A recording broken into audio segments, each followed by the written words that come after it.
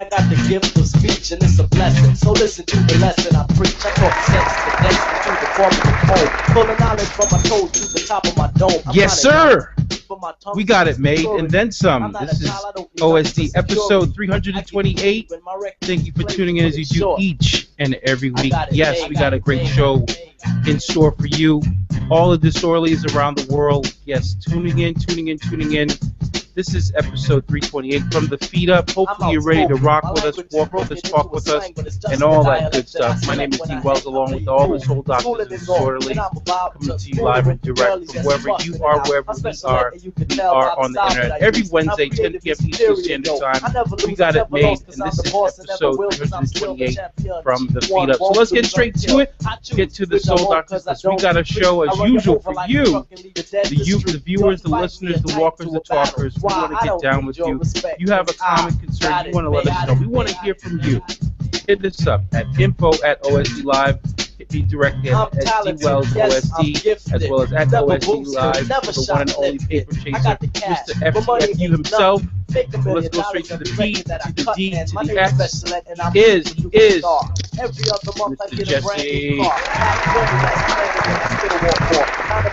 Mr. Jesse. What's the good word?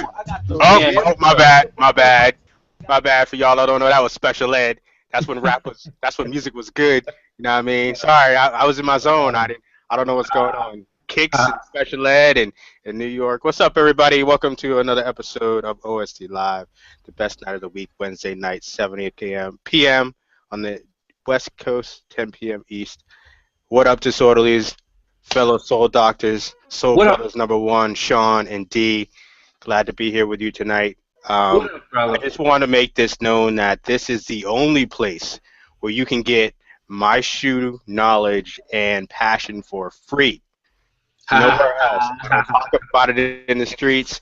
I don't really publicize it too much more. This is my crew. This is my outlet. You want to hear about it, this is where you're going to find out. So we're about to get it on. A lot of talk about all kinds of good stuff.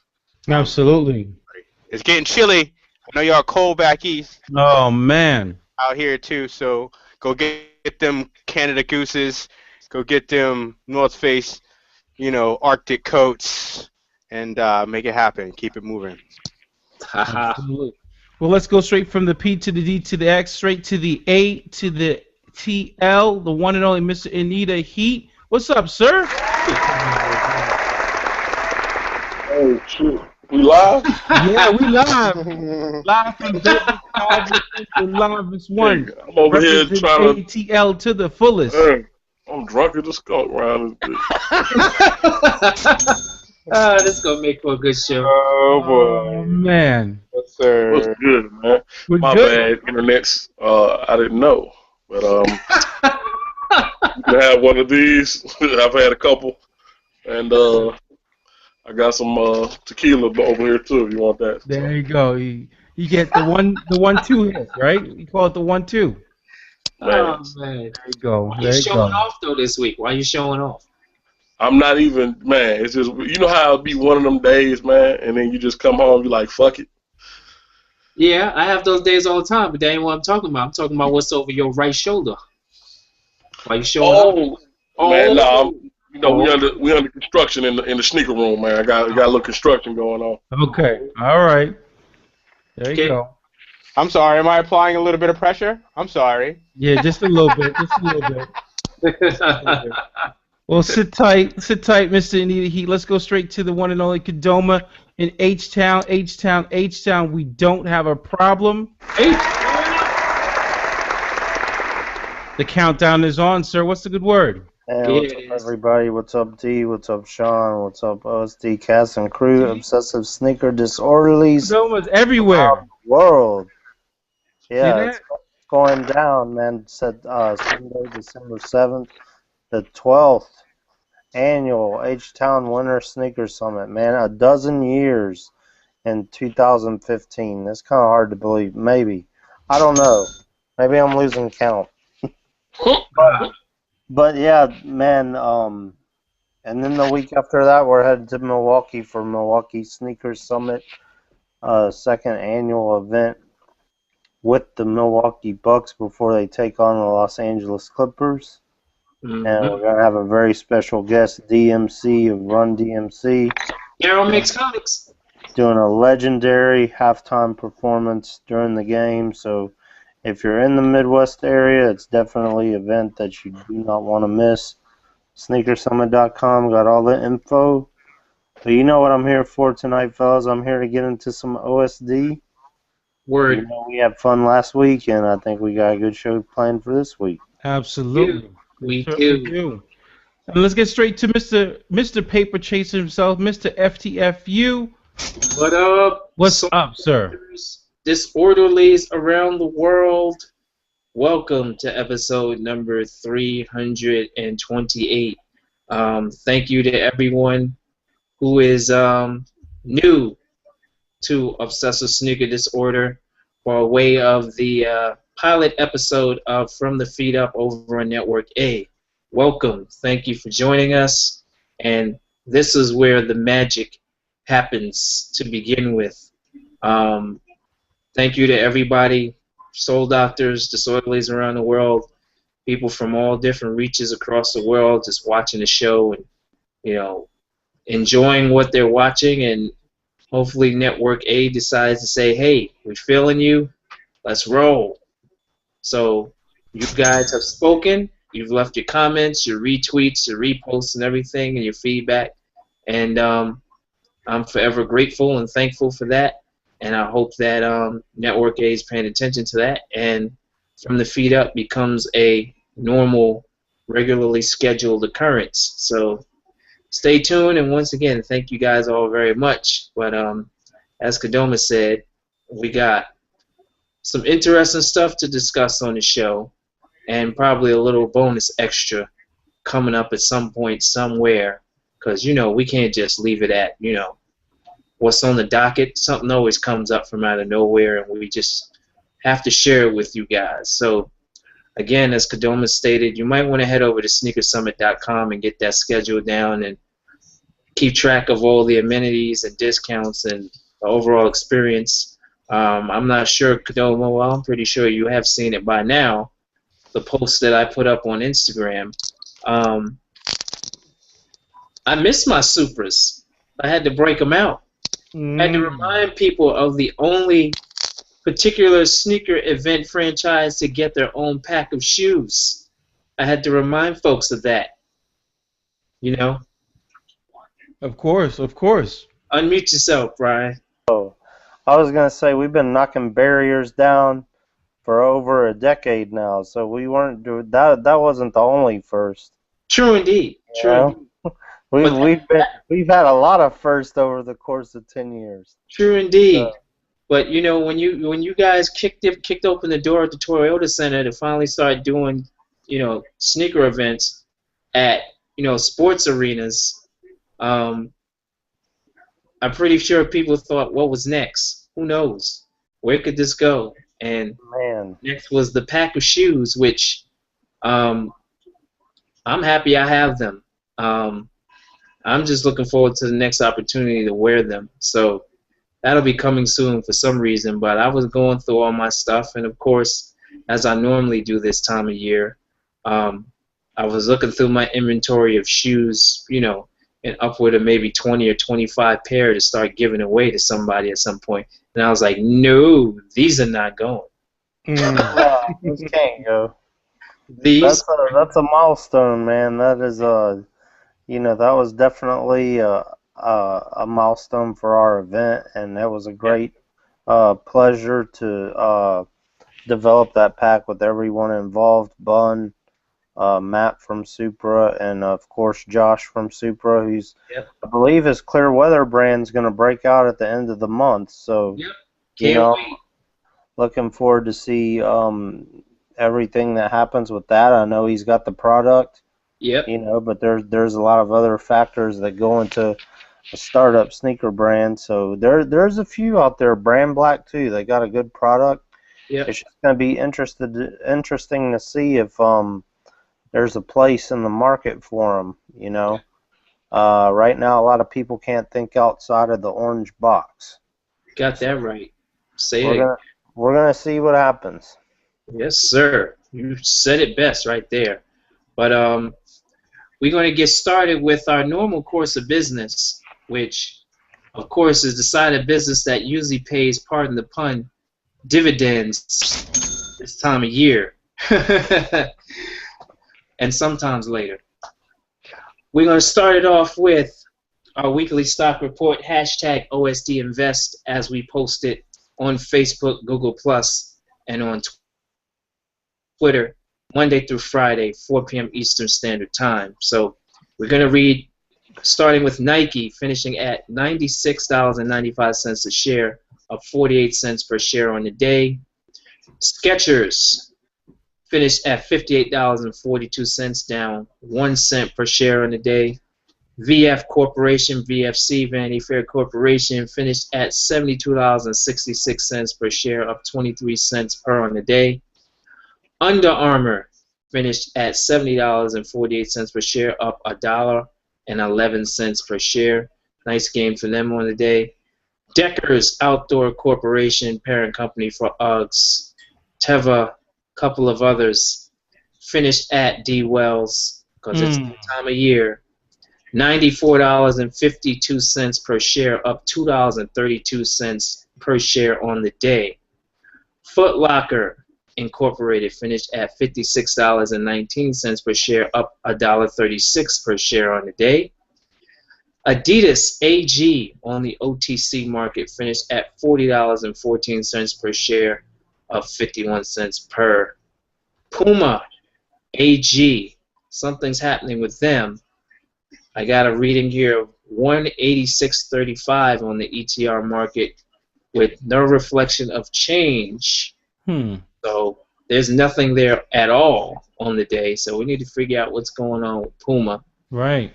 eBay Incorporated finished at $54.94 per share, down 44 cents per on the day. And last but not least, Finish Line Incorporated finished at $27.25, up 11 cents on the day. So if you're keeping track, that's 7 stocks that were in the positive, 2 that were negative, and 1 that we don't know where they went on the map for the day. But once again, every business day, Monday through Friday, 4 p.m. Eastern Standard Time or later, on Facebook and the OSD group, and Google+, and on Twitter, we publish the results of these 10 stocks that we watch. So I know there's one we've been meaning to add for a while. We'll need to reconvene and figure out what that is. I think it was Newton, but I wasn't sure. No, it was GoPro. Wasn't it GoPro for a while? We wanted to kind of go a different route with them launching their own media outlet channel. Could be. I think it was one of them. Paper, but I have to let you know, and more importantly, let the listeners and the watch, the viewers know, this cold snap, which we all, particularly in North America, from the east, to the west coast. This cold snap that we got this week, and more importantly, the 5+ feet of snow that hit upstate New York, parts of Buffalo and the Syracuse and that upstate New York area. Yep. That caused all sorts of havoc, not only for people traveling and whatnot, but one thing it does, when the cold weather rolls in, it actually affects the stock market. Yep. And we're seeing that directly. That weather rolled in yesterday, and for companies like VF Corporation, believe it or not, Under Armour, Deckers, Foot Locker, all those companies benefit from this cold weather, because all of a sudden people run out and actually buy cold weather gear. Yep. As well as it helps the off-price retailers, stores like Ross, Burlington Coat Factory, TJ Maxx, and Marshalls. So their numbers, people were actually reporting a couple weeks ago, TJX Corporation's parent company to TJ Maxx, Marshalls, Home Goods, they reported that they were down a little bit, even though their profit was up by over 4%, in the $1 billion range, because the weather was actually so mild. The foot traffic was down, but now that all of a sudden this cold, front rolled in, people are actually starting to do a lot more shopping, getting ready for the holidays too. So.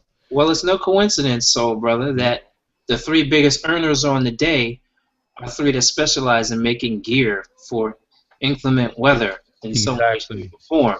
Yep. So, Under Armour, Deckers, and Foot Locker, who, you know, people know where to go to get that gear for when they want to run when it's brisk out. Exactly.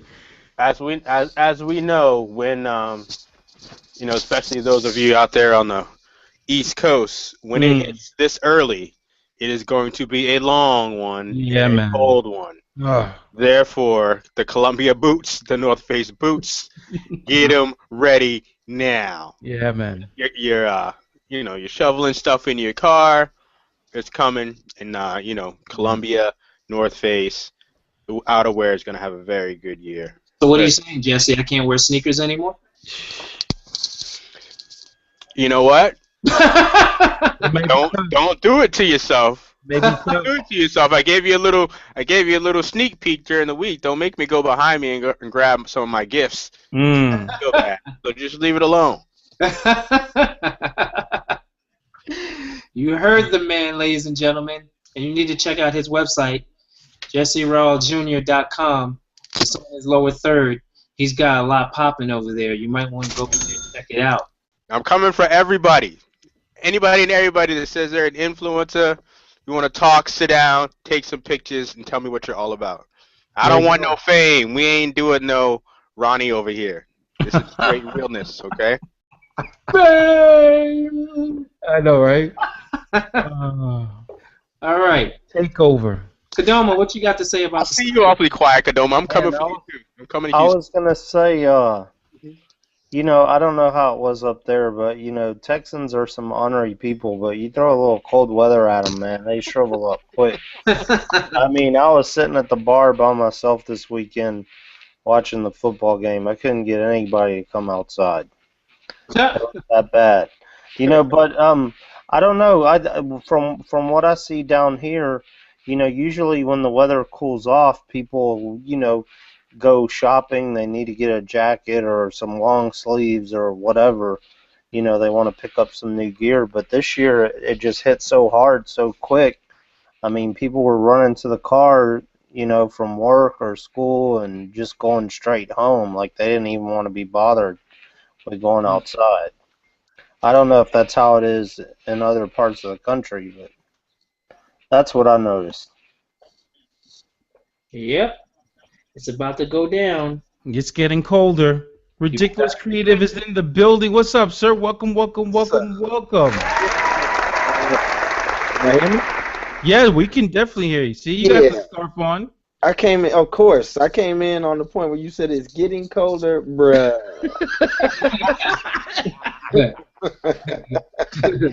Yeah, we nice and frozen here in the tundra. We got nothing blocking that Canadian wind. Oh man. Yeah. What's good, everybody? What's up? Chilling, man. You know, watching some Downton Abbey, doing some design, rocking fresh sneakers. What's happening? You're a show. Man.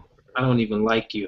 Rocking fresh sneakers, rocking custom pants, you know, custom gear. I mean, don't hold back. They're around here somewhere. I ain't broke the red ones out yet. Those might be tomorrow. Oh, man. All I have to say to you, Ridiculous, is you're going to be mad with me the rest of the week. See, I'm already mad. I see how you did me. I saw them questions. You're going to be mad with me the rest of the week. I saw them, okay. I got some jewels to review this week, and I don't know if anybody's really going to feel them or not, but we'll see. I got blessed. Come on now. Come on. Let's go. So... Come on, Jesse. Go get him. Go get him. Come on now. Yeah, I'll be back. Yeah, Jesse, I'll be back. These go back for me. I think Ridiculous will feel me on these, but when I saw these, when these got handed to me, I was like, damn, like, you know, it takes a lot for us to be moving. You know what I'm saying? Give me a year. Give us a year. Oh man. 2002, 2001. Okay. All right. Basketball or running? Running, of course. Running, okay. But, 3 stripes? Nah, you know, a swoosh to keep me blessed. So. Okay, swoosh. All right, so come on now. But they were just like, it's the original colorway. They're clean. They never went to market.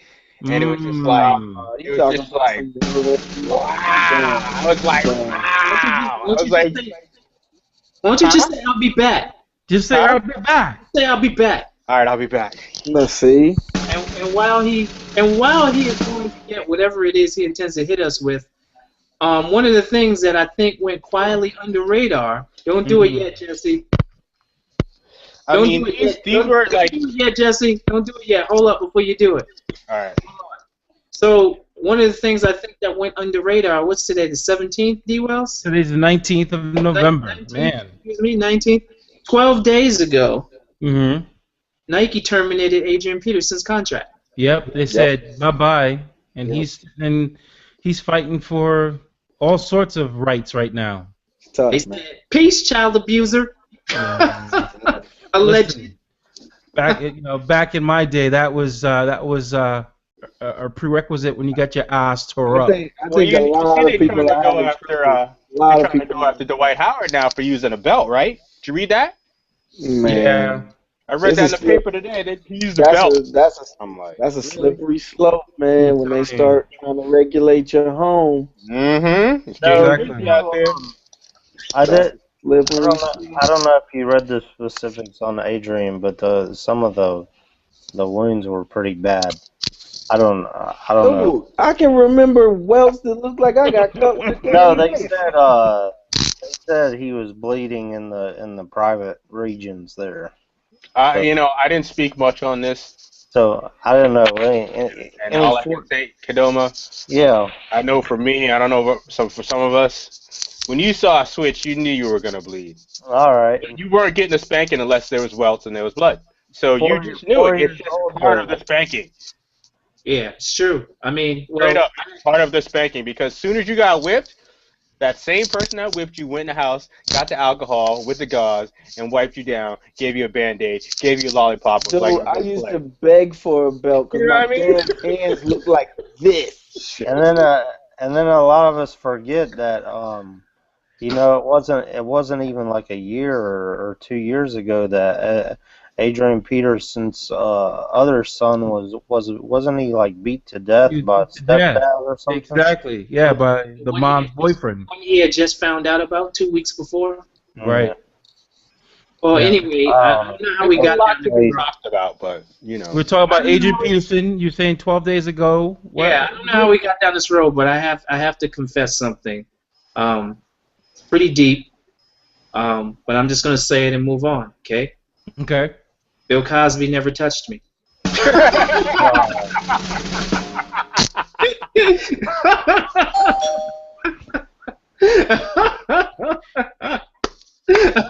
Wow. Wow. That's kind of like sacrilegious. Damn. I need a cup of tea. Oh man! All right, so Jesse, on that note, since I had to throw that one out there real quick. Let's see what you got. They've tried to redo this a couple times, and there's a lot of things that can be done with the shoe. You can tell color stories.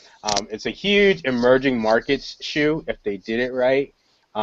Ladies loved it. Dudes weren't really sure where to go with it. They were like, I don't know. But if you rocked it right and you had it speaks to itself, and they're trying to bring it back, and they never get it right. But these were handed to me. Wow, the R4s, huh? R4 shocks. R4 shocks. Okay. The baller shoe down in Australia / New Zealand. I'm telling you, that's like a classic. No doubt. R4s are good, in man. The white colorway.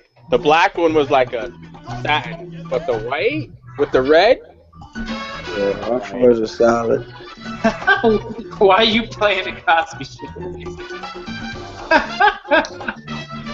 I told you touched me. Yo, bro. Yeah, that's a classic right there. That's one of those sneakers that, like you said, Jesse, it's been brought back a couple times, and it never seemed like it caught on here in the United States. Well, you know what's crazy? They haven't brought back the R4 yet. So they brought back an NZ, they brought back the Total Shock, but they didn't bring back the actual R4, which was the very first one. Yeah. There's been a couple of. I think there's been a couple of low-key collabs. They haven't brought it back major market. Right. But yeah, it's. I mean, it was always a good, like a really, really good lifestyle shoe. It made for a horrible runner. It was a shit runner. Yeah. It's a terrible running shoe, yes, but you know what it is, and you know where it appealed most was the Brazil, gym. because it's a high-heeled shoe. Yeah.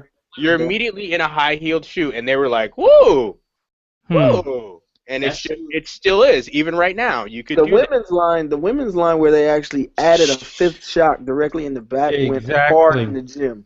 Yeah, lots of women wore that in the gym. But us track stars like Ridiculous and myself, we got a little muscle in the back cab there. Yeah. Put these on, and it's over. I think I could never find a pair that fit and were comfortable. So I skip the runners. I always give them the fit, but man, as soon as you pushed, I tried running in that shoe. That shoe would come off like a slipper. Yeah, I never ran in it, but I wore it to hell when I was in work, when I was on the footwear floor. Yeah, that was my footwear of choice. 2001. Nope. I'm sorry. Yeah. It was 2001. I was working at Finish Line. The R4 had just released, coming that holiday, and it was the shiny, full-sided hidden foam with the shocks out back. Like it was a eye-catching shoe. I won't put it on par with the Air Max 1, but it was close. Like when people were looking at it, they were like, "What the hell is this?" This particular shoe is a year old, by the way. Okay. So somebody made it, thought about it, and then someone in sales said, "Nah." Said no. Wow. So what about did anyone for a while there? I was going through a BB4 phase, where the basketball version of the shocks. That was, that whole campaign, the Boing Boing campaign and whatnot. That was Vince Carter's, remember? Right.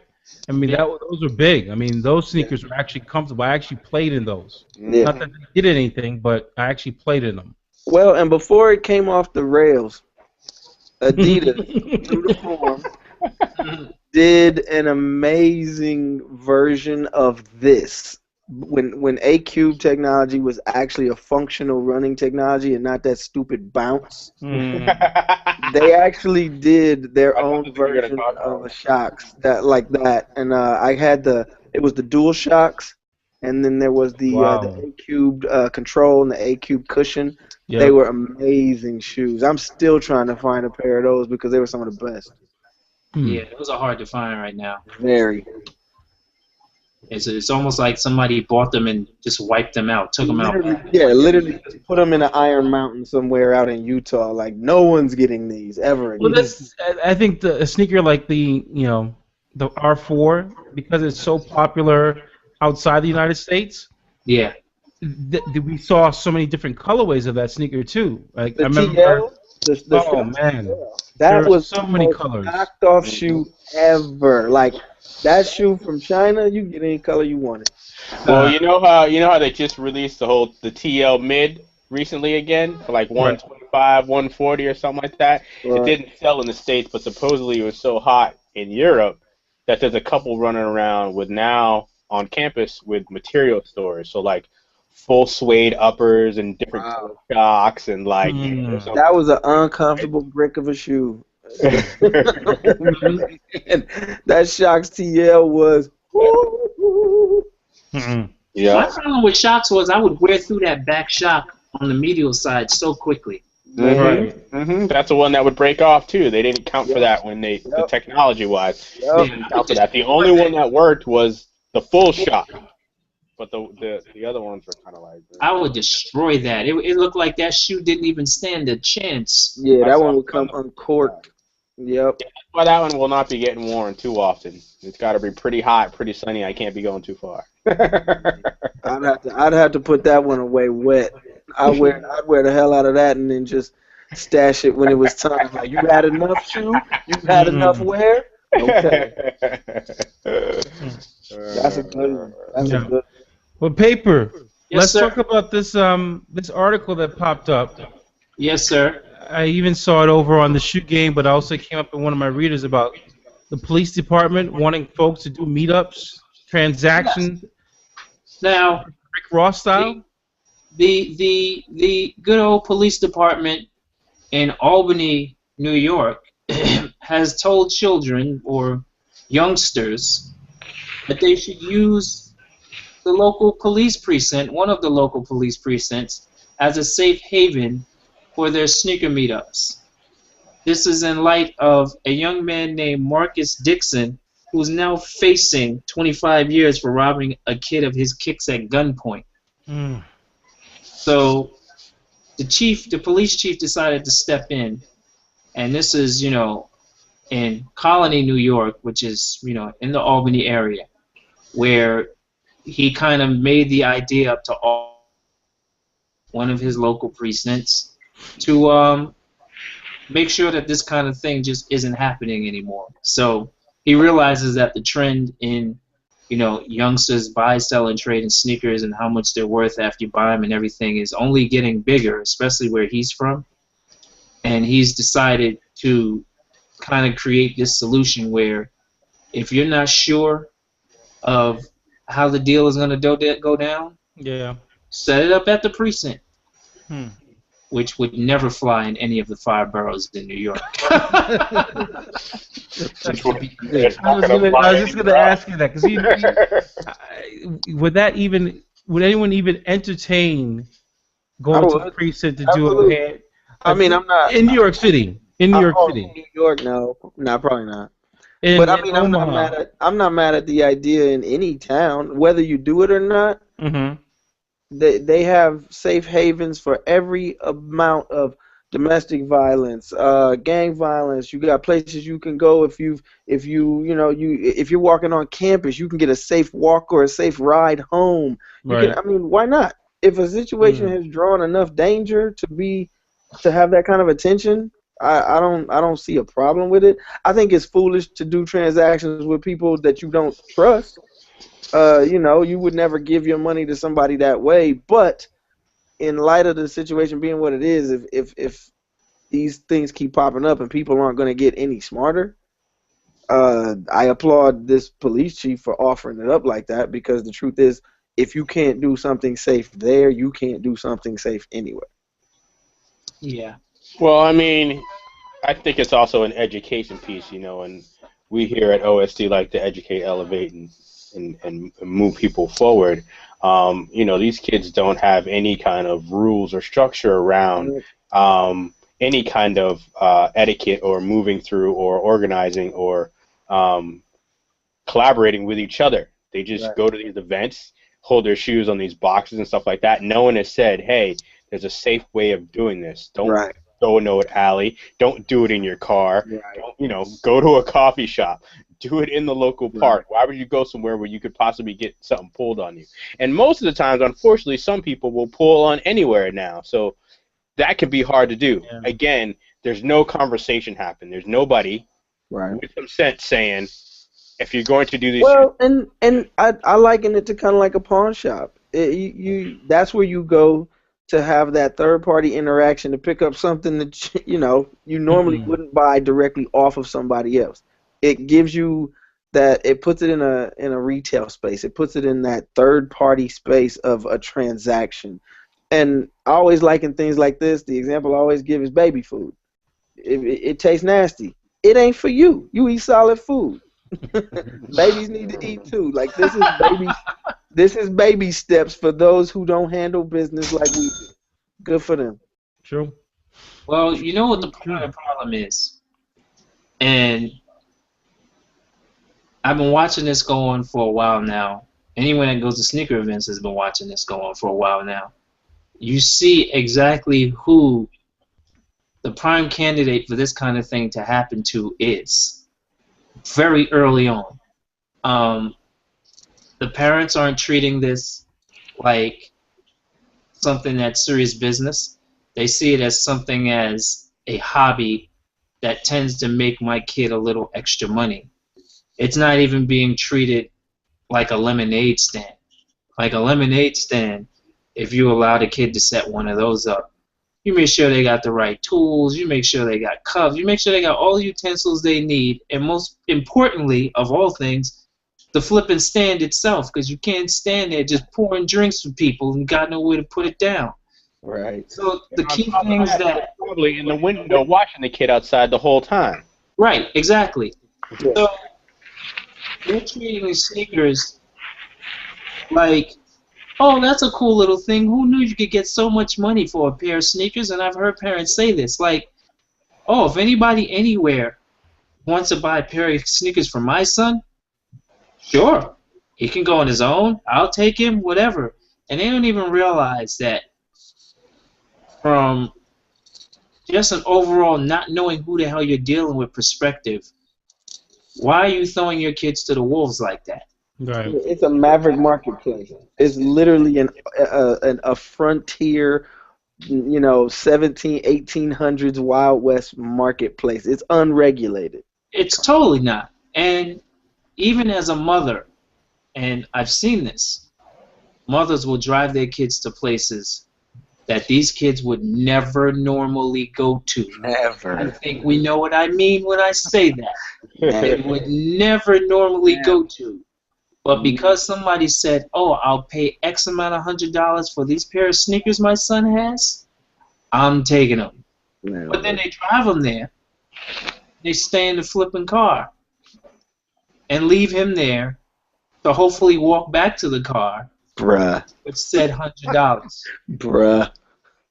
I got rules just for going to the regular damn store. I don't run in any place without get out the car, babe. We going in. You ain't sitting here with the keys in the car with that shit idling. Get out the car. Let's go in. So it's like Jesse said, it's a cultural education that needs to happen with the parents down to the kids, so that their kids stop getting smacked over the head and their shoes taken.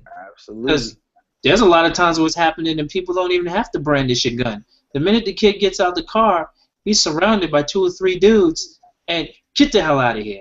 Sneakerless, cashless, prideless. Yep. He comes home, he hates sneakers. Now he wants to sell everything.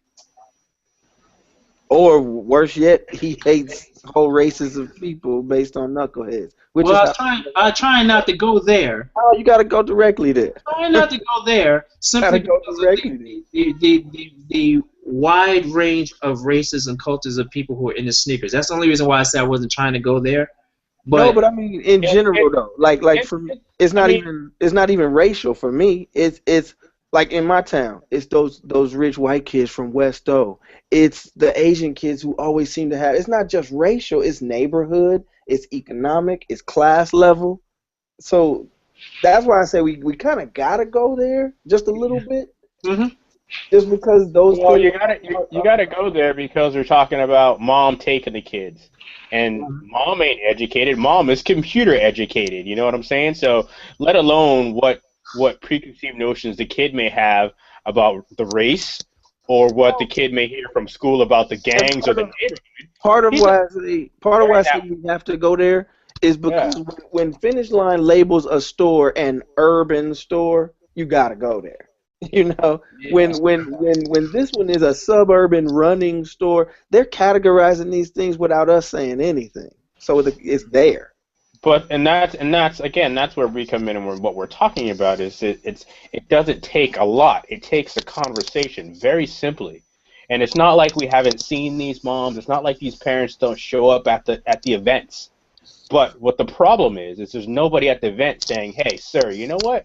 Let me share with you a little bit about this culture and what you should probably look out for your son." Oh man, a couple of things that he's doing that probably isn't a good idea. It's not a long conversation. It's just a very simple conversation. Man, I've had to tell moms before, don't let your son go to this lineup. Don't let your son go to Black Friday at this mall looking for this shoe. You best to just hold that. Wait for that. That's not going to be a situation. Not even for you, mom, dad. If y'all sitting in the car, y'all ain't gonna be able to do a thing when that breaks loose.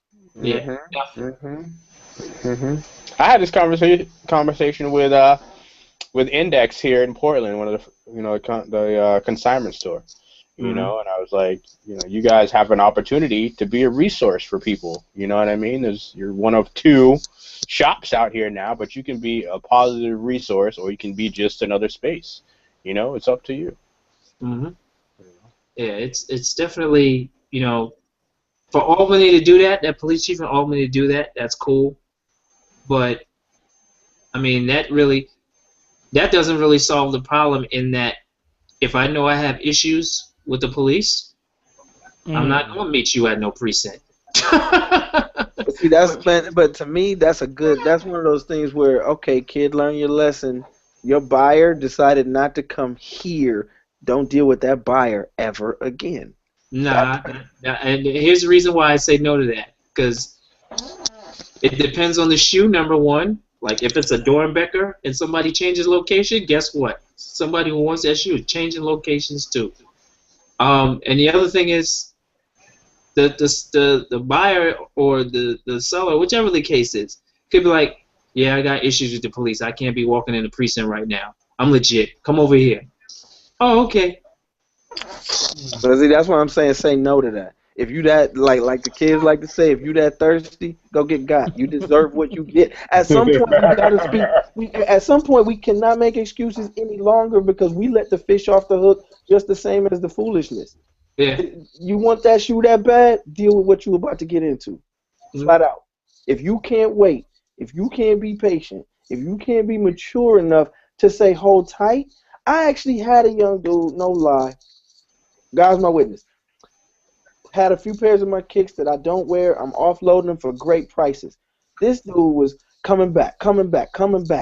And he said the words to me, I get my loan check next week. Hold up. Hold tight. You are not getting my shoes. Go pay your school bill. Go take care of your business, young cat. You're not getting my shoes. As a matter of fact, this shoe will be here. I'm going to need to know that you went and took care of business. You don't get off the hook just because I want to sell a pair of shoes. Go handle business. He did BET to you? Man. He said, look here, playboy. I was more like the mayor. I said, Mookie, do the right thing. Right thing. Got it? I'm gone. Always do the right thing. Man, I'm like, bruh, hold tight. I don't want to hear about you cashing loan checks to come pay me. That's perpetuating the cycle that I can hold off on because I don't need to sell that shoe that badly to put you in a hole. Go pay for class, homie. Now, see, but the way my life is set up. I'm gonna keep it 100. There's not a lot of young cats out here that look like me, or I'm still figuring out where they all spend their time. But, I'm cleaning through some things, trying to lighten up some stuff. And it's funny, I think about ridiculous like this all the time, but I happened to look down at my local coffee shop the other day, and homeboy's wearing a pair of Janikowskis, and I can recognize a 9 from across the room. I was like, you a size 9? He's like, yeah. I was like, okay. And I offloaded a pair the other day, and he was like, what are they? I'm like, I told you, I got kicks. I don't want them. It looks like you could probably use them. They're not going to go anywhere. Here you go. And that was it. You know what I mean? Like, that, for me, at this point, feels a lot better than even thinking about selling them. It really does. If I can find somebody in my circle that probably would enjoy it, that moment where they're like, wait, you're just giving these to me? I'm like, yeah. Yeah. That's pretty cool as far as I'm concerned. Well, and that's why I say I applaud this particular police chief's story. I'm not saying that's a wholesale change that every police station should do it, but there's that old adage that a lot of us grew up hearing, each one teach one. Something good has to happen for the ball to get rolling. Some small example has to be applauded and not made fun of as silly, because it's silly. You go into the police station to sell a damn pair of shoes.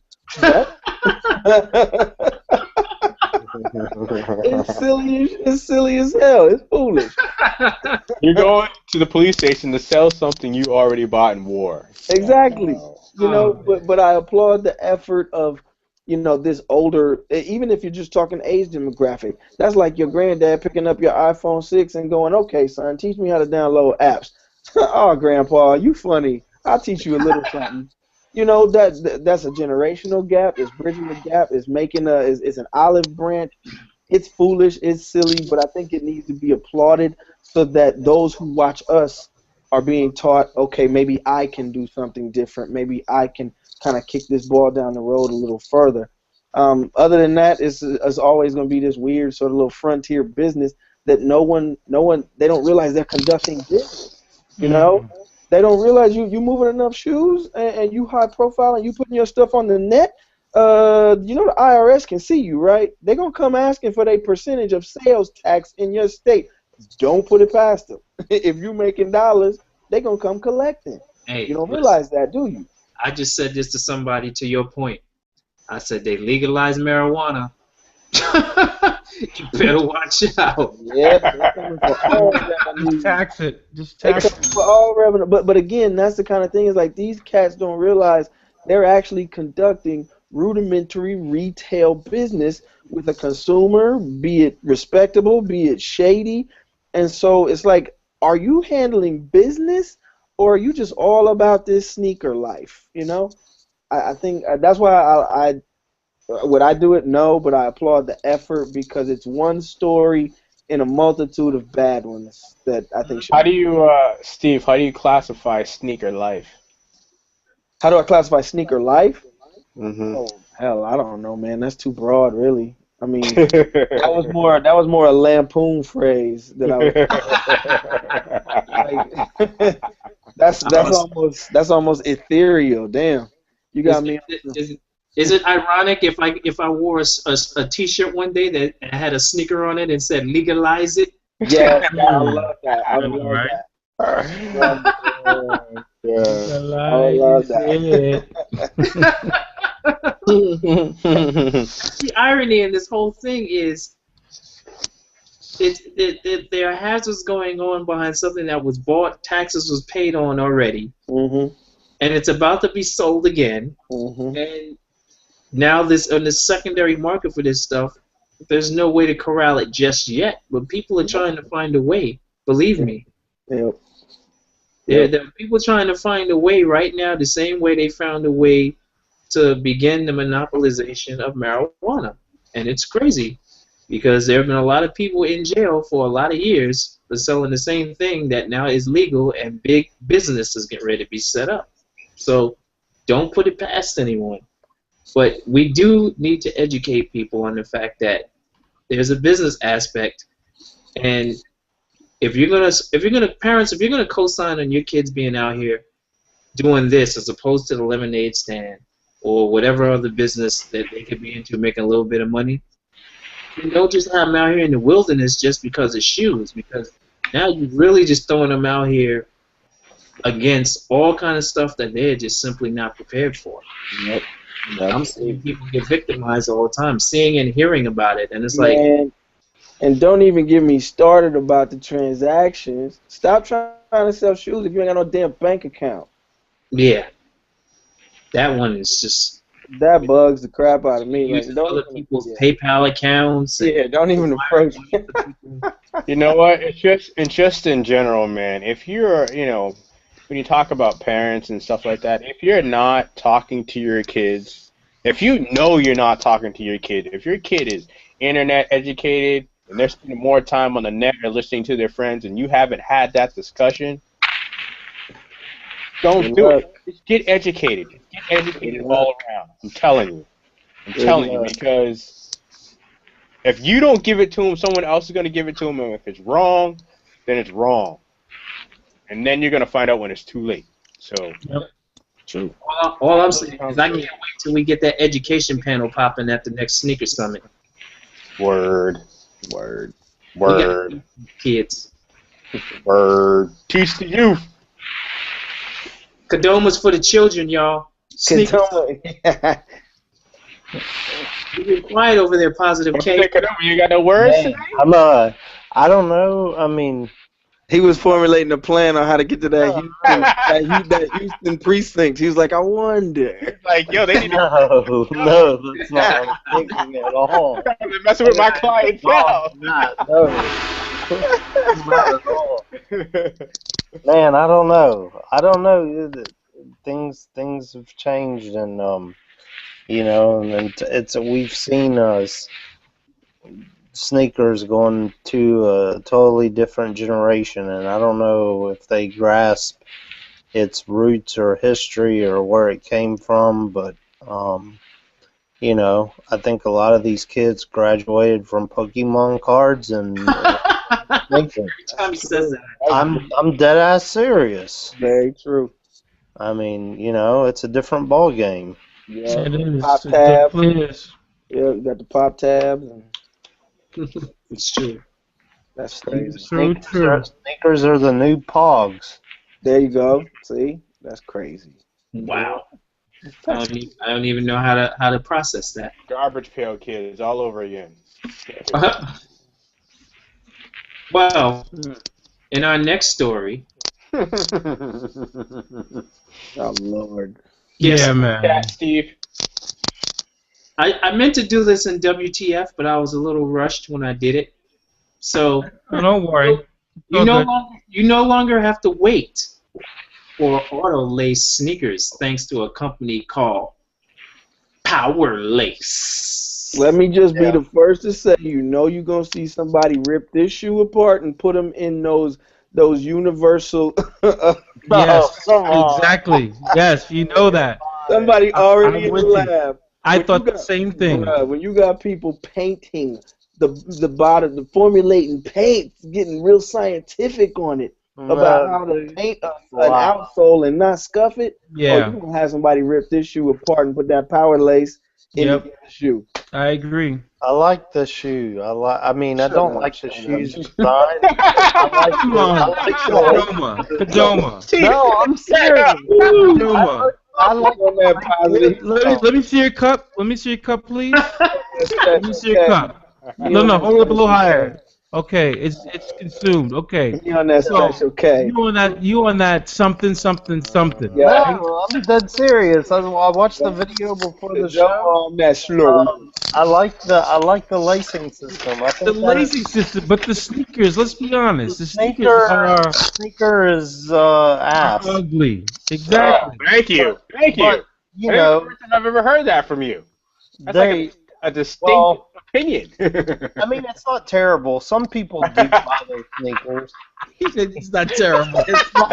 It's trash. That's called backpedaling. That's called a soft shoe. We could get Matt Powell on here, and he can talk about Air Monarchs all day. Oh man, you know? We don't need Matt Powell for Air Monarchs. Yeah. Hey, but I'm just saying that's a sneaker that sells right there. It might not be for us. Yeah, and the Backstreet Boys sold 10 billion records, and nobody wants to claim it. I wanna say this. A couple of years ago, there was a young man with cerebral palsy, and Nike made him a special pair of shoes. Right. Yes. And I think, like, you know, and that was off the whim. That was like just because he wrote a letter asking. But that's what I see this being big for. Like people that have trouble tying their own shoes. Like I think that is a very neat. This is somebody trying to beat Nike to the punch. And they're not going to do it. Because the minute Nike answered that letter, they gave Tinker Hatfield the green light to figure out how to do that. So if you don't think they're still in the kitchen trying to get that done, you're out of your mind. No, I think they'll get it done. But I think these people are also going to meet their Kickstarter goal because I think there's a need for this product. Whether or not Nike gets to it first, you know, that's to be seen. But I like the design of the. I like the design of the auto lacing, how when you put your foot in it, it kind of tightens up, it locks down, and then the only thing that you have to do to take them off is step on your heel, which a lot of kids do that anyway. But let's be honest with that. When kids do that puts additional wear and tear on the sneaker, and it loses its shape. If you have trouble lacing your shoes, if you're someone that's challenged, I think you would do that. Honestly, I don't disagree with you, Kadoma. I think that, you know, we had a little discussion going on about this off the show. And our brother D.E., Dwayne Edwards, had a good point in that the technology is not bad. It's the delivery that's going to hurt because this puts it squarely in the realm of a highly specialized shoe for a highly specialized audience of people who not are lazy and don't want to use their hands, cannot use it. And so they could have put this system, if they had built it as just a system, they'd hit their Kickstarter goal in half the time. Well, yeah, you have to remember, isn't the Air Monarch always on the top selling sneakers every, you know, list? Yeah, it is. But see, but I don't question the Air Monarch. This has nothing Why to do do you with the keep Monarch. talking about the Air Monarch? I don't understand that Because, argument. because that's what this silhouette is kind of Reminds me of, yeah. I could care less about the silhouette, and see, that's where I think, as sneaker people, as shoe lovers, as footwear lovers, we get myopic. We get very narrow focused. I could care less about this silhouette. That needs to be in battlefield boots, for soldiers. That needs to be in the physically challenged market for people who cannot or don't have hands. I think that if they had built it for more than just this silhouette, which is going to have people kind of shrugging meh at the silhouette and kind of stoked for the technology, when they could be over the moon about the technology and all of its applications, it's a marketing failure. Yeah, I mean, I see your point. Oh, did anybody hear that? Did I just hear Steve say a failure? Didn't I get beat up about that last week? I got beat up about that last week. Yeah, you did. You got beat up pretty bad. Watch the tape. I got beat up for the word failure. So I vehemently disagreed with you. You can disagree. No. You watched the tape. Someone got shut down pretty well. You watched the tape. That's what I said. I vehemently disagree. Well, you guys found problems with stuff after you guys actually went as far as to watch the video and all that. I didn't make it that far for one reason. One reason. Might be a typo, might not be. One problem for me. They want $175 for these shoes, right? Right. Now wait.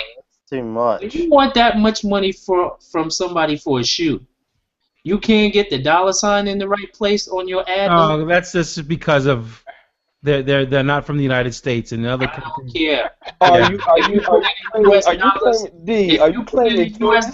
Put it in the right place. Are you claiming tourist syndrome?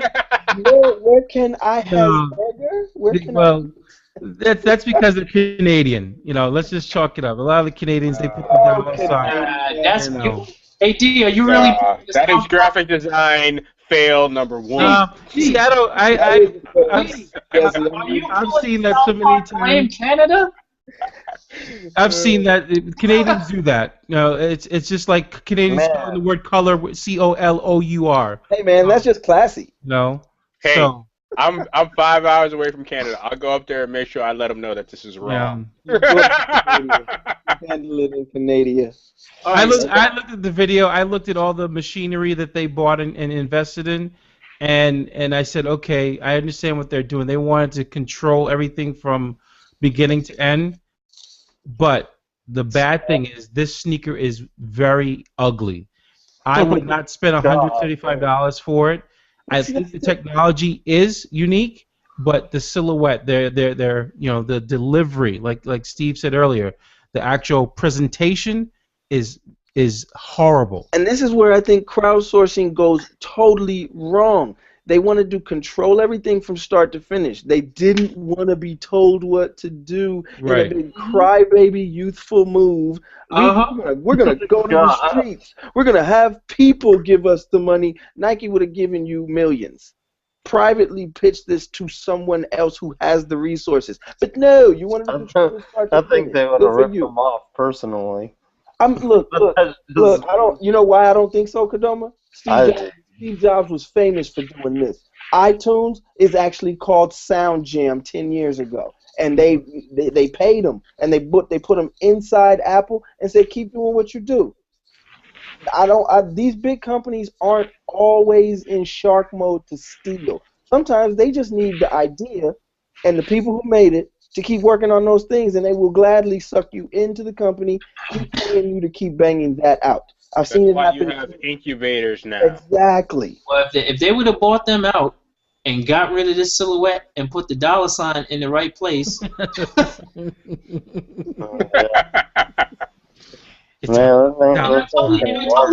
That's how they do it sometimes, but obviously if you want $175 you're talking to people in America. True. And we don't put the $ last for 175.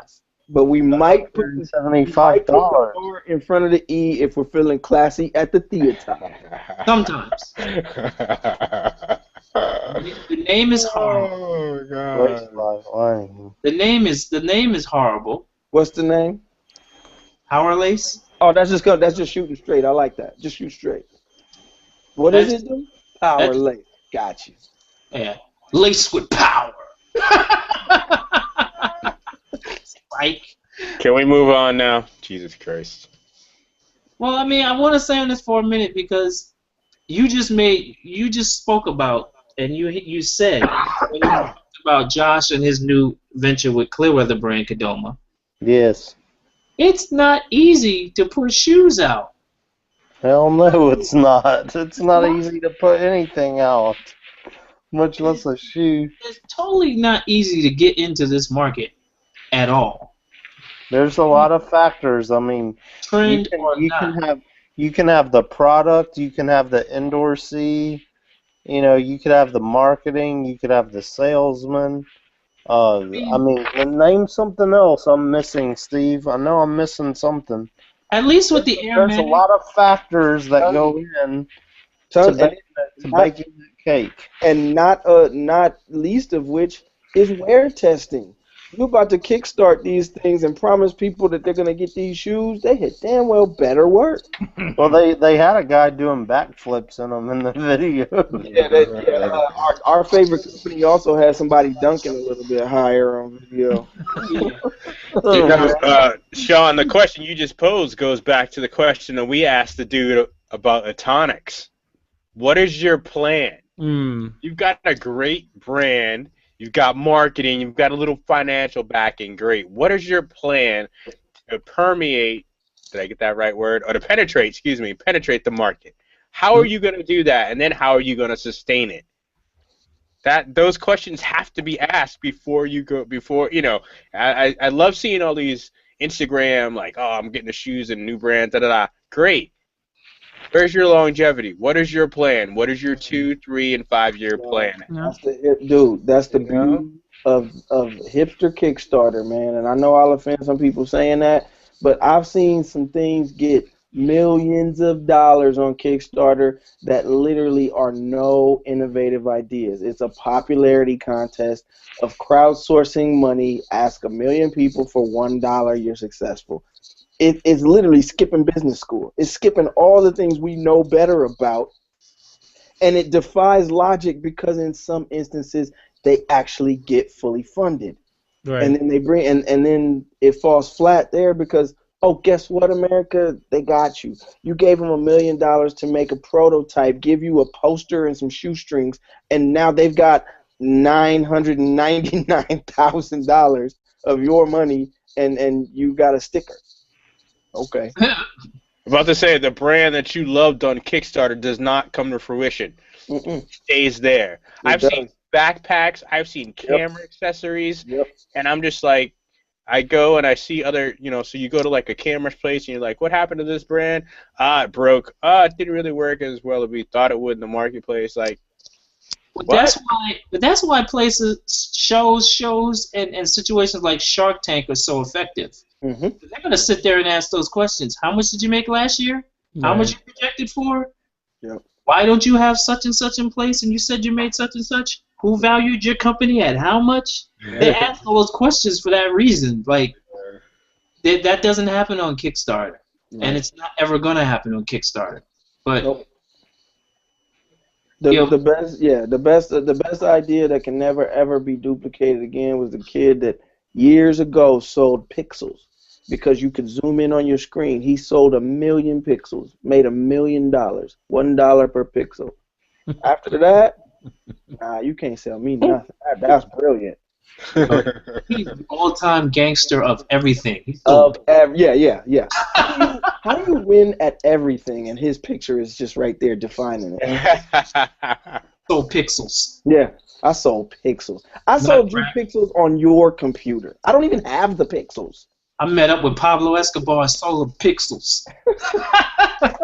Honey, I'll sell you your own hand. Hey, I want to hear who's the first rapper to mention that. I want to hear Rick Ross mention selling pixels. Yeah. I'm just gonna do the Wu-Tang theory. That seems to work. I'm just going to create one of the ultimate product and just send it out there to the highest bidder to take it and do what they want to do with it. I'm going to make the ultimate one pair of sneakers. It'll be the best pair ever. Hey, they already did that. It was some Iversons in East Bay with diamond shoelaces. Yeah, I remember. Those are the Iversons. It was just the shoelaces. Oh, yeah, yeah. What did those go for? $35,000 or something crazy? Can't remember the exact amount. They were like $3,000 or something crazy. Oh, they went for like 5 digits. It was nuts. It was nuts. Dang. And Allen Iverson still had to have more money to pay his bills. Yeah. Crazy. All right. Crazy. So, all right. Collabs, man. These collabs are rolling like crazy. This was our unofficial WTF, I guess. Yeah. You don't have to say unofficial. You just call it. It's official. Call it what it was. It is what it is. So we're getting into shoes now, and I was pretty surprised. Number one, I just need to say straight up right now, I'm pretty surprised with the level of hardness that this brand is starting to come out of gate with lately. It was only a matter of time, though. You know? These particular shoes, I was thoroughly surprised to see. The Burn Rubbers or the Worthies? I'm talking the New Balance Worthy 740 Tar Heels version. That's crazy. Yep. With James Worthy's number on the side. Now I'm surprised that we're seeing this colorway. I could understand the Lakers colorway, but this is, again, representing. It doesn't say anywhere on it. UNC. It doesn't see Chapel Hill. Nope. Nothing like that. But by the color scheme and the number, we know what it stands for. So I was like, how are they opening themselves up to getting, their hand slapped, so to speak? You know what it is, D? When you come out with a new silhouette, and this is an old silhouette, but it's totally new because they had to remake this. You probably have to sell so many pairs for it to be considered a success or profitable. Mm-hmm. And you have to sell so many pairs. You're probably not going to be able to do just one or two colorways. So now we're seeing the Worthy and all these new colorways like the Lakers and the Tar Heels, and who knows what we're going to see next, Is that all? Are those all those shoes that you just mentioned? Are they all on that same last? Yep. Oh, okay. We've seen the 7. We've seen two Packers, and now this one. Well, we have 2 Packers. We have the original white and black ones, which I own a pair of, and now these. And I heard of a couple more. I just don't know where they're coming from just yet. Haven't we had this conversation about New Balance before, and just not really having a plan, just putting shit out? I mean, this applies to a lot of brands. There's Ewing, there's Fila, there's who else is trying to do? I mean, but I think we're talking the top 5. New Balance is in the top 5, and if you're in the top 5, Pony, as far as I'm concerned, Sonic, putting stuff like this is just bad planning and stupidity. Because it's not that's not going to move. There's not a generation that's going to understand that, and the generation that does understand that is not buying kicks like that. I don't know. Like a year or 2 ago, people wanted anything retro. Yeah. Is this retro? Yes. This is definitely retro. Just the story is not something you're used to from New Balance. I mean, kids were buying Ewing. They don't even know who Patrick Ewing is. You know what's retro to kids today? Matt Bonner. Not James Worthy. Do you realize how old James Worthy is? Yeah, true. James Worthy is not retro. Matt Bonner is retro. But I also think you have to dig way too far for this to be relevant enough. But see, I think people are so sick and tired of heads are finally waking up, coming out of their slumber of, I'm buying every Nike, every Air Jordan that's coming out. I'm looking like the uniform. So they're looking for something different and unique. And guess what? This 740, not this particular colorway, I think the purple ones are going to be more popular. Yeah. Because, again, the Laker colors. The Laker colors. You could do a lot of different mashups with, obviously camouflage and us going into the winter months in North America. It's cold, it's snowy, stuff like that. A sneaker like this does resonate. Is it going to sell as much as the purple one? I don't believe it will, but I think there are a number of older heads, my generation and even older, who will look at the sneaker and say, oh, I remember Worthy wearing, the Worthy Express 740s, or I remember ML Carr wearing the 740 with the Celtics, and they'll buy it. Like if they came up with this color, this sneaker 740 in a Boston Celtics, like green and white, or a black and white, which they Man, don't give me any ideas, D. No, all those are already been talked about. You can definitely. I agree with you 100%, D. That and what you just said is the story and the context and the mapping that this is not. James Worthy, you think you should have put this out in the Lakers colors? Why would you put this out in his Tar Heels colors? You're going back before his pro days. That is. I have to agree with that. They already gave us the Laker colorway, so now they're going back. They gave us two Laker colorways. Yeah. James Worthy. After this is the high school colorway. I was gonna say, and I don't even know what high school James Worthy went to. You know what I mean? Like, don't go too far. Like, there's an art and a science. Let's use the pun in the industry term, but there's an art and a science to telling the story to keep the relevance of the product, and this is not it. I think sometimes New Balance revels in their cool kid status. And I don't mean cool kid as in what's most popular. I mean those cool kids that you can't sit with. Those cool kids who they made high waters popular. Dude, you wearing high waters. That's what we do over here. They're kind of elitist when it comes to that. It's like the Dungeons and Dragons kids. Well, not even that. I mean like the kids that will just do something counterculture to do counterculture. That New Balance has some really cool cachet. They've got some really cool stories, but they don't make the bridge for you to get to it. Like 52, Tar Heel Blue, all of these things are very, very cool to those inside of these subcultures of subcultures of subcultures that are so hip that they are just too damn cool for school. But I think they missed the attachment point. Actually, it isn't, and I'll tell you why. They didn't miss the mark with their audience. If you know who the North Carolina person is, the North Carolina person is the New Balance person. They play golf. They do all of these things where these kind of colors constantly resonate with their lifestyle. So this shoe was not off. Where they did go off is not everybody gives a shit about James Worthy anymore, like we just said. Not everybody gives a shit about James Worthy, but how many people playing golf, like you said, give a shit about James Worthy and resonate with this even when they paid attention to James Worthy? They didn't look at what his sneakers were. They wanted to watch the Lakers. But see, you're putting too much stock in the fact that it's about the sneaker, and it's really more about this Carolina blue colorway. Because this Carolina blue colorway... getting over on the Carolina blue colorway except for Michael Jordan. Nope, you're wrong. You're wrong. North Carolina is one of the biggest college golf programs.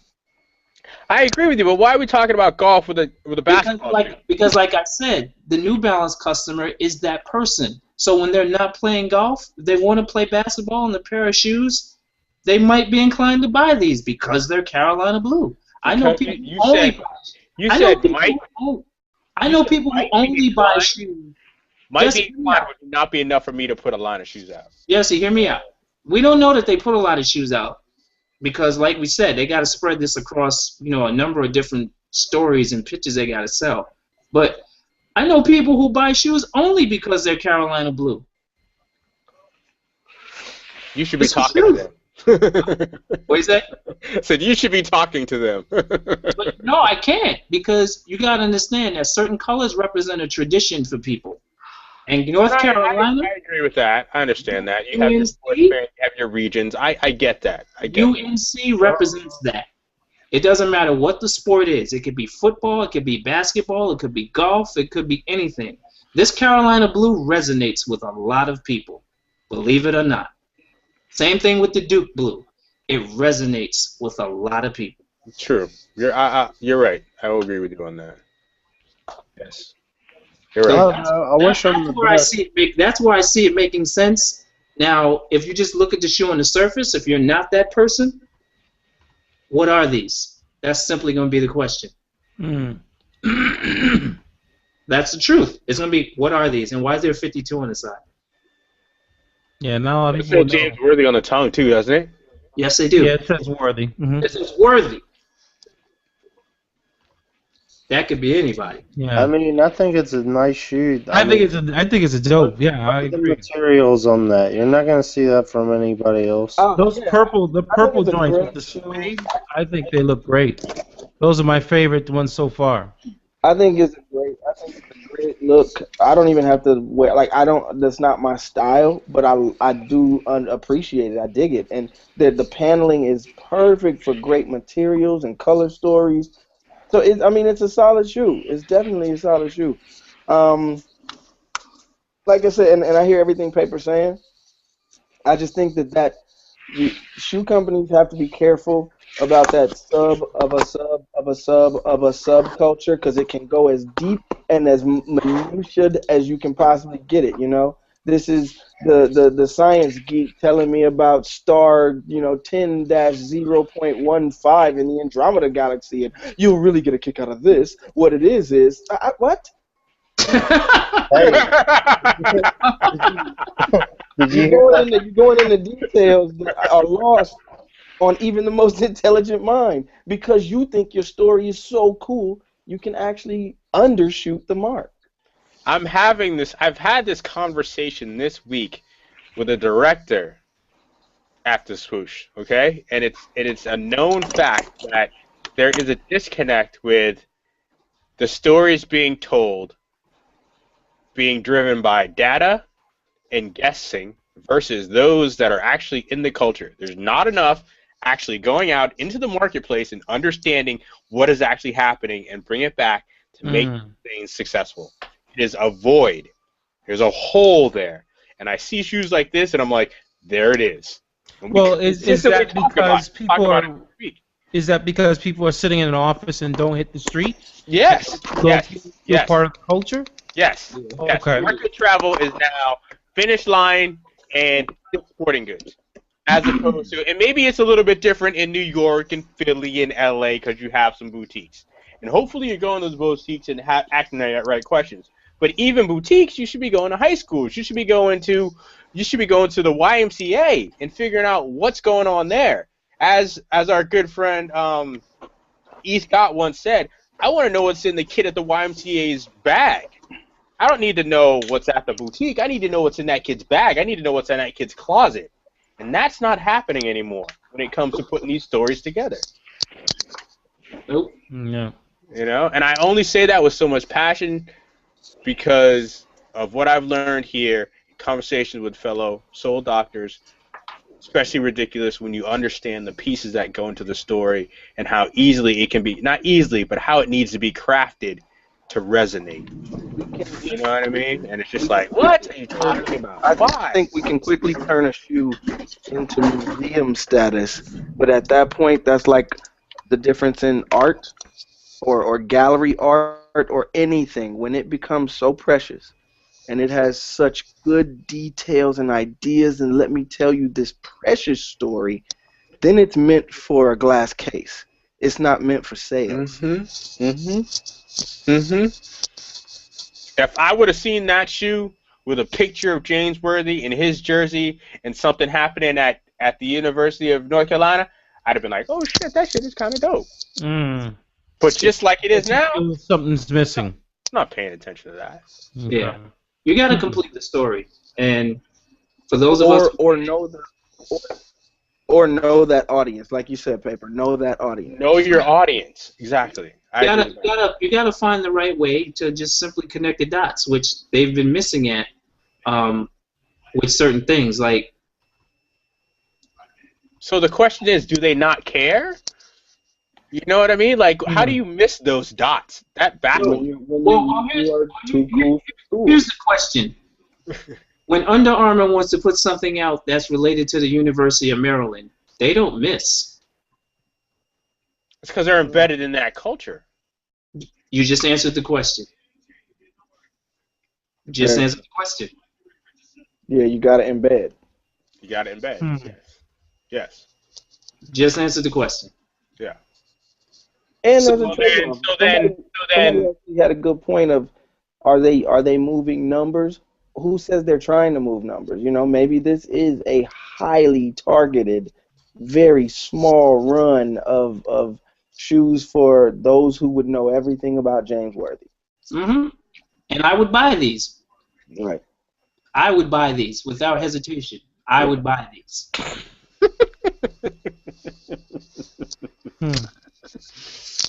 I mean, you know what's funny is I can honestly say, just to give that kind of devil's advocate example, if you put USATF, or say you put a German flag, or say you put a Jamaican flag on a particular pair of shoes that I know Usain Bolt wore, that I know Heike Dressler ran in, that I know represent what the 92 Olympic team did their warm-ups in, I am such a minute market, and it would still sell to me because that's what I'm connected to. That's what you're paying to. Yeah, you're paying attention to that. And if D, as D said, if this was a Celtics shoe, if it was black and white, and it was one of the Celtics players from that era, I would have been like, this shit is dope. I wouldn't even have thought twice. I don't care if they hit it or not. I would have been like, word, let's go with it. Right. And see, so there it is. I mean, it's all a matter of perspective that you're coming from with it.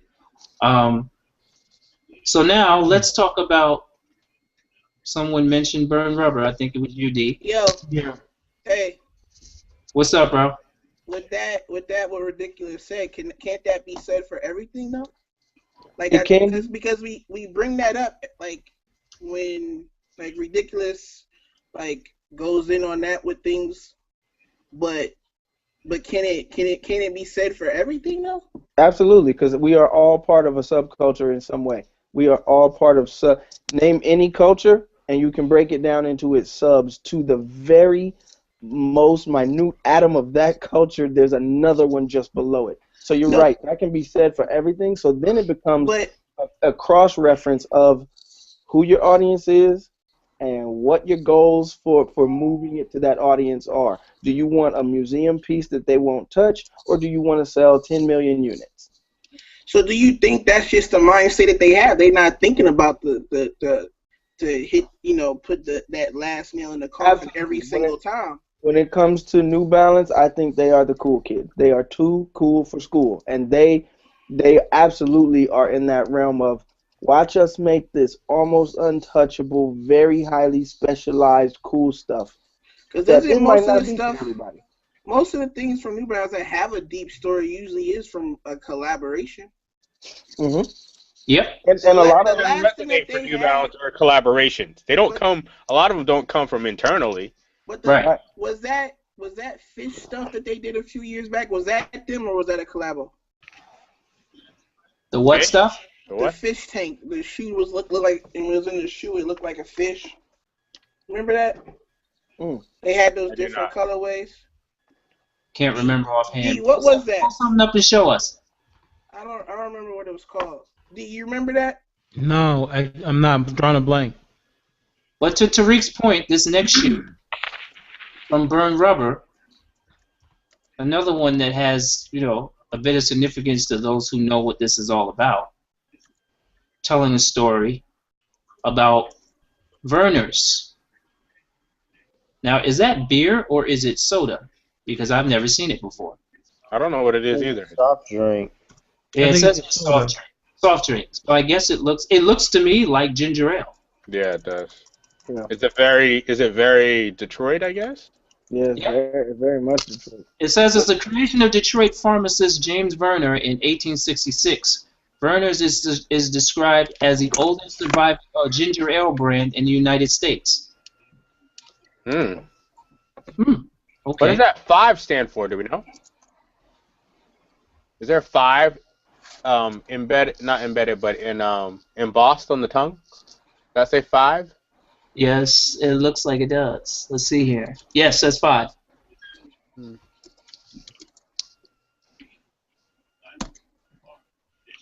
Not sure what those details are about the story, but as we scroll through the images, I saw it and I immediately liked it because it was green. But then I was like, all right, let me read a little bit of this story. Yeah, And I looked at the can and I was like, okay, they did a nice job pulling from the can and color blocking correctly. Yeah, I think this is exactly what. Hey, right here. Exactly. color blocking is awesome on these shoes. Do you remember that? Oh, those are Super Team 33 sneakers. Oh, the Super Team 33s. Mm-hmm. So, yeah, I thought that was internal, but I guess not. No, Super Team 33 was collaborative. Yeah, so most of this stuff that has a deeper story is a collab. These shoes are beautiful looking, but my main problem with the 580 or anything close to it, or with that tooling is the change that they've made. I can't get with this Revlite bullshit. Can't do it. So the same how do you know it's Revlite? I've been in stores and I've seen this new crop of stuff in this tooling, and it's not roll bar anymore. It's painted. Painted, and it has Revlite on there. So, you saw that group text I sent out last week. Which to me is very funny, very ironic, because we actually like Revlite, not its misuse. Yeah, we like Revlite. Just this is like, and they want more money. These shoes start for retail. This version is $130. Wow. Hey, isn't this the same shoe that we all liked a few last month? I have a question for the crew. If you could pick one particular piece of this shoe, material, the lace, the color blocking, whatever it may be, only one thing, what is it about the shoe that you like the most? Color blocking. Okay. Yeah, color. Color, okay. I like the gum bottom, really. Okay. D? Of this particular sneaker? This particular sneaker. I like one thing. I love green sneakers. I mean, green, yellow. These are my high school colors too. So the color blocking, the color blocking, color period. Yeah, these are some of my favorites. I was going to go with the fact that the vamp and the material is an embossed wood grain. You don't see that. That's some serious detail there. And it's like, if you're going to go that far with some really nice detail like that, how do you paint the sole? Right? You know what I mean? Like, how do you paint the sole? How do you paint a fake roll bar, but you've got embossed leather wood grain green? They could. I wish the forefront was all green though too myself. So I prefer, instead of being white, I'd prefer that to all be green. Here's the thing that might answer the question of that roll bar. And again, believe me, when I'm talking about things in a journalistic sense, I am not meaning to defend them. So please don't misunderstand me. He said, "Don't throw the arrows this way." Yeah. But what might be happening, and we've seen it in other shoes. We've seen it in shoes that we actually love, Air Max, and other shoes where these air bubbles are not as big as they used to be. They're not correct size. Paper talks about it all the time with the Air Max 1. Leave that shoe alone. They've changed material. Some people like it, some people don't. With that bar, I've known some people to not like the bar. Like, we're shoe people. We love those original details, those things that made these shoes functionally special to begin with. But now in casual use, that bar can be uncomfortable. You know, and it's one of those things too. I love the bar. I always love the bar because of how I walk. Right. For me, that was like, you just yanked out one of the main reasons why I like the shoe. Right. For me, and it is painted so badly. It's painted really badly. If you go to any store and you see this latest crop of 580s, and you see that, it's gonna look so bad to you, and you're gonna go. So what you're saying for the non-New Balance aficionado out there is the yellow piece on the midsole there. It's supposed to be a bar or a piece of technology, but what they've done recently is it's just an entire midsole of the same material, and they paint it yellow to give the illusion that the bar is still there.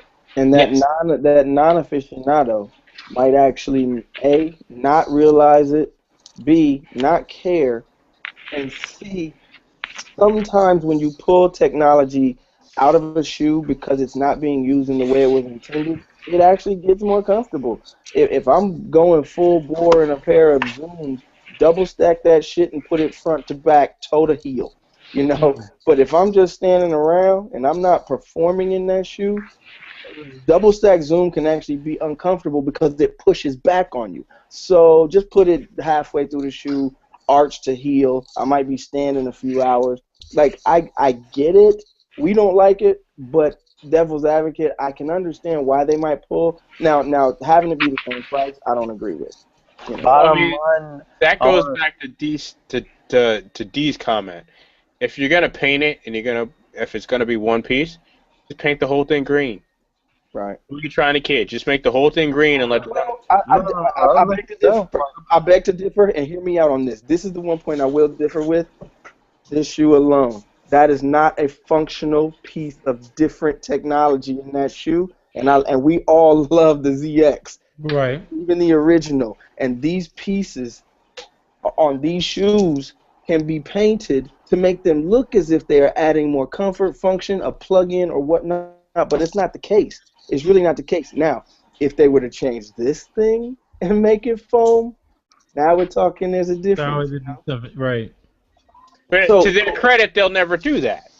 No, you're right. You're right. Well, you don't know that. Well, exactly. You don't know that. But what I'm saying is, I get both sides of the, again, journalistically speaking, I get both sides of the argument. From a purity standpoint, put the bar in there. You know, that's a 580. It's not a 580 without the bar. Call it light, call it something else, but that ain't a 580 without the bar. Well, it's not a 580. It's a 572. Well, that's the one that we were looking at. Like Teresa, that's the one we all like. So was that one? So all the 572s don't have it, or is it the 572 and the 580? It's the 572 and 580 because this is the tooling from the 580 on top of an upper that is like a 574. Right. So how do you make a 572 less than a 580? You take the roll bar out, but you paint it. And you drop the numbers, so technically they're not pulling the fast one. Right. Are they taking it out of the 580 though? You just validated the shoe by explaining the numbers. Yep. They dropped the numbers. It's a different, lesser model. But technically, they're not pulling the fast one. Absolutely. But this is the same tooling. It's the same tooling of the 580. Of course, that's but fine. But they pulled the number down. Yeah, it's a 572 though. Once the numbers go up, but he's saying they're taking it out of the 580 as well. Yes. Now that I don't agree with. That keep it in the 580. But have we actually seen it taken out of the 580? Or are we just guessing? No, I sent the text out. Remember, you didn't see the text I sent out? Oh, yes. Sorry. Yeah. I was so mad because I was like, yo, why did you take out one of the main things people loved about the damn shoe? Yeah. I could see it in the lesser number model because that's what you do. You know, when you add features and price, the numbers change. You know, that's recognizable. So if there's no roll bar in the 574, 572, I have no problem with that. In a 580, the roll bar needs to be there. I got a problem with it. I'm not a 580 aficionado. I bought this because it was on sale, and D said I would love the roll bar. So, can't see. Is it in here? You tell us. Yeah, it's hard. That thing is hard. It's hard. It'll say roll bar on it. Yeah. It says roll bar on it, and it should be harder than the white. Yeah. It's hard. So that's a roll bar. Yeah, that's different in the 580 versus this one though. This one doesn't have. I haven't seen it, but paper you've so this doesn't say roll bar on it on the green one. Rev light. Yeah, the green is probably red light. Yeah. Well, there's a difference. What does that say on the side, Tariq? It says roll bar. It says roll bar. I like how this is tough for me. Like, I'm a heavy dude. So now those are from the barbershop pack, right? Yeah, I would be pissed if I bought that. Right. You would be. Absolutely. You would be. Absolutely. But you also know better. You're not gonna do that. Well, this roll bar set you up and be like, wait a minute, it's painted. Yeah, the roll bar works, especially for someone. We talked about this. Of my stature. If you overpronate, no. I overpronate, and the roll bar works. I do too, and I love that. That's what I Not love. even that, man. I wore my 550s around Vegas, and there was a lot of standing, and that roll bar stabilizes your foot, so you can actually stand really comfortably in one place. I like the roll bar even just for standing. Yeah. Shoot. Man, I just want to give credit to Burn Rubber. They've been killing it lately. They have been. That Reebok pack was pretty nice too, and this is, man. I really like the way Burn Rubber stays true to Detroit. There's nothing that's going to come out from them that does not resonate with Detroit, and I have a lot of respect for that. Yeah, you gotta like that, and you know they stay true to the stories of where they're from. Mm-hmm. Wait, did y'all everybody? They're immersed in the culture. They're embedded. Embedded Yeah. is the word. Embedded, whatever. You guys didn't totally like that other one that they did you? The boxing one? Well, see, I don't know. Remember that one? I remember the Reebok. Yeah, the boxing New Balance. I'm not sure if I remember the boxing. Was it very expensive? I don't remember. I remember the one we all kind of Was it Joe Louis or something? We had the round table about the D-boy one. They're not always going to get it right, but I know that I'm confident and I have faith. And in my opinion, I feel like they make a solid effort every time. I'm about the uplifting stories. I like and maybe that's just my own little sappy turn, but I remember we all had some of us we had the debate about the D-boy one, the bag of money, the more criminalistic leaning one. This to me is great. Tell me a story. Uplift your city. Your city's going through some hard times. Do not perpetuate the stereotype. Tell me about industry. I like that Dodge ad campaign that says imported from Detroit. That's brilliant. Tell me more of those stories. Don't just because there's a story about something going on in the hood or something that's it's true life. Sometimes we don't need true life, man. Sometimes we need the fantasy. Tell me something good. And you look at this, right? You look at this and you think, okay, I got ice. Somebody went and bought a bag of ice, and it 12 to 6 cans of Vernon's, and it went behind the store in the alley, and they set something up that was pretty damn simple. Yeah. You telling me somebody couldn't find a fucking picture of James Worthy? I'm surprised. Am I? You understand what I'm talking about? You want to know what my pet peeve is now? The breaking news picture off of the what is that? What? Oh man, I can't think. You sound like Bill Cosby right now. Yeah. The breaking news picture of the sample straight off the assembly line. Oh, from the factory in China. With the dirty fingernails. Mm. And the toe. I just don't like dirty fingernails, but those are the pictures that get taken and sent across town so somebody could begin the bootleg process. Yeah, you're probably right. That's the bootleg. I actually want to taste this Vernors now. I do too. Yo, every town off the picture. Everybody town got a bootleg soda, man. That shit's embedded in the city, yo. You ain't lying, bro. See, we learned something in this, and we haven't even seen the shoes yet. That's what's important, the thing that we can appreciate. I love it. Man, hey, that over the top, this above picture though, New Balance may have the illest toe boxes, yo. Yeah. Why? Because they're wide? I love how it's designed. It just sounds like a circle. I think my favorite toe box, since we're on the subject, is the ZX8000. That's a nice one too. Yeah, that's my favorite. Wow. That's my favorite. I think when we're talking about the tech version, the 8000 tech version, the actual tech version. Yeah. Oh man, okay. Yeah, because you got that little piece that goes across the toe there, and right. It's doubled up, and it's an actual toe guard for your big toe. Man. I do like the 580 toe box too, though. The 580 toe box is beautiful on New Balance. I want to send out a shout to Nabs. He's commenting over on Twitter. He said, "Yeah, Burn Rubber has always killed their collabs, but that roll bar is needed. New Balance, are you listening? Put the damn roll bar back." On the 572 or the 580? I don't care which one. It needs to go back. I fully agree with you. Hey, on the so 580. I don't care on the 572. It's a model. What's the deal with the Rev Light? So is that a different piece or it's not a different piece? Rev Light's their new cushioning system that they're actually starting to retrofit on some of their older models. So imagine what Nike did with Lunar and the Air Force One. That's what New Balance is starting to do with their older models, is inject Rev Light into the mix. Which that's why with this 572 I don't have a problem with the lack of roll bar. With the 580 I completely have a problem with the lack of roll bar.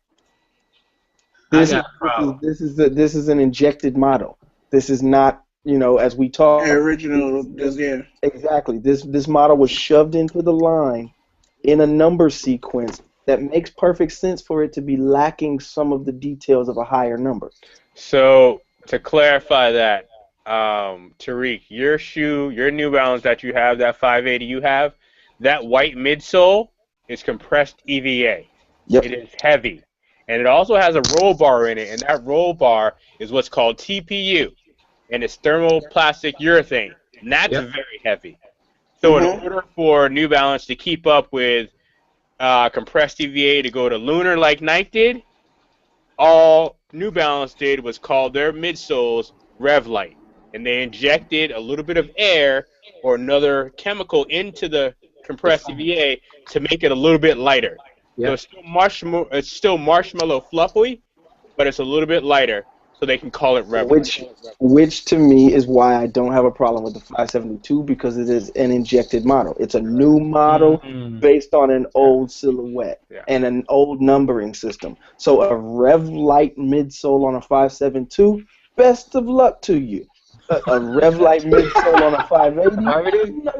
No. Okay, I got you. Great break. See? Good point. I love how y'all both broke that down. Good Doctors. point. They still need to put the roll bar back in their shit. I don't That man is he's a man of irrational hate. Exactly. He's like, why do these laser focus? Laser focus. All about me and my roll bar. Why do these brands for my midsoles? Why? Yo, Steve, I like what you're saying there. You're wrong. So, no, you're totally You gotta evolve, dog. You gotta evolve.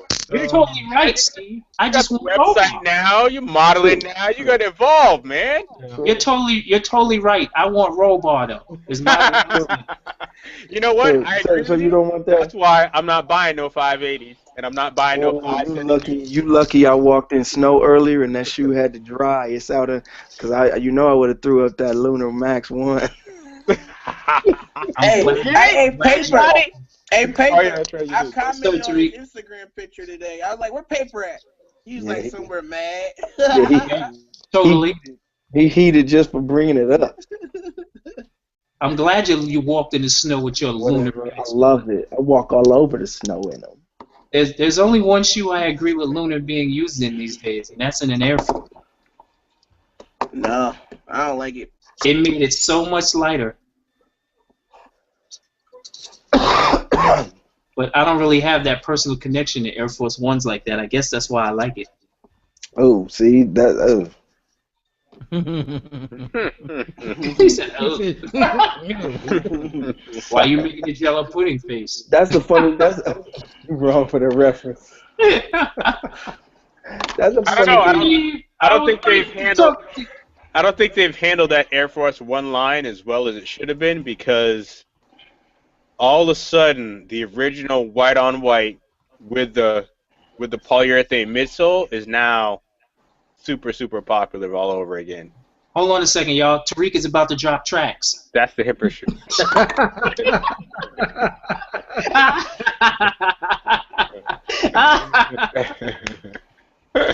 I had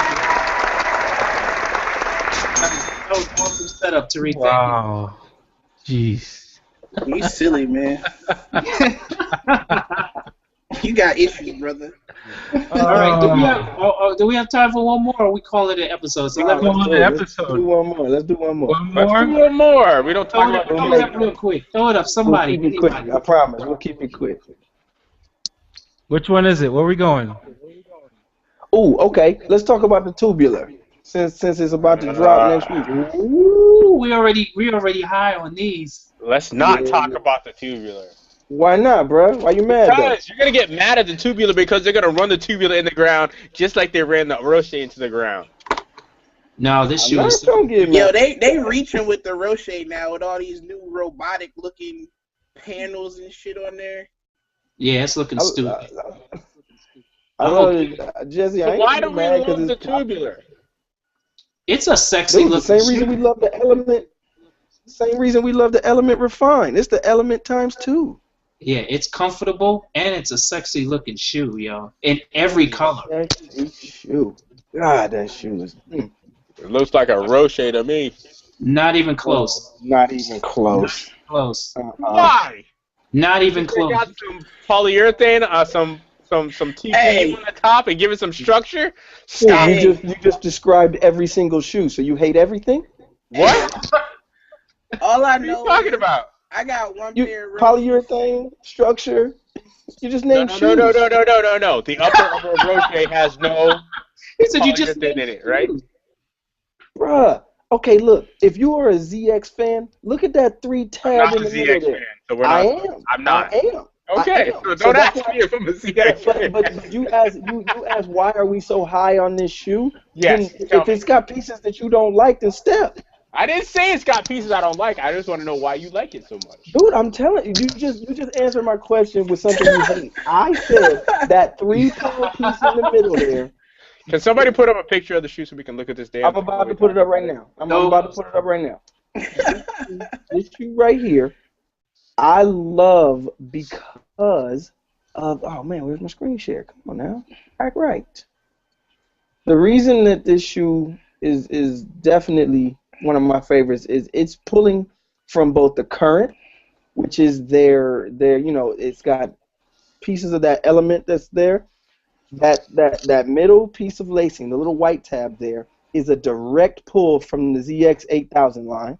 Flip your window because you got me up. I'm about to say, I'm looking at Sean. I'm bad. Let me see. That better? Yeah.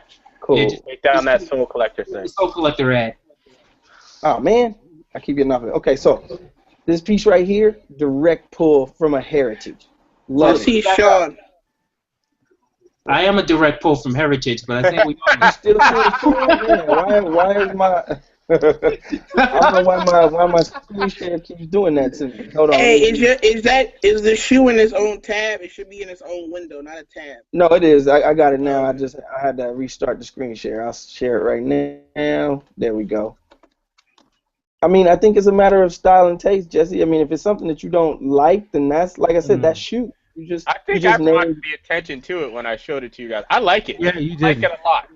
I like it a lot. It's Roshi looking, man. I'm like, it's word, but then I started looking at it, and I'm like, it's very Roshi looking, and I saw other people in it. I'm like, to me, it doesn't. I don't consider it Roshi looking because they also came out with the Element Refine, which, it has similarities, but I'll pull up the Refine now. So the Element Refine is Roshi looking, just super, super comfortable. Right. I haven't worn mine yet. To me, the tubular builds more on this than it does copy a Roshi.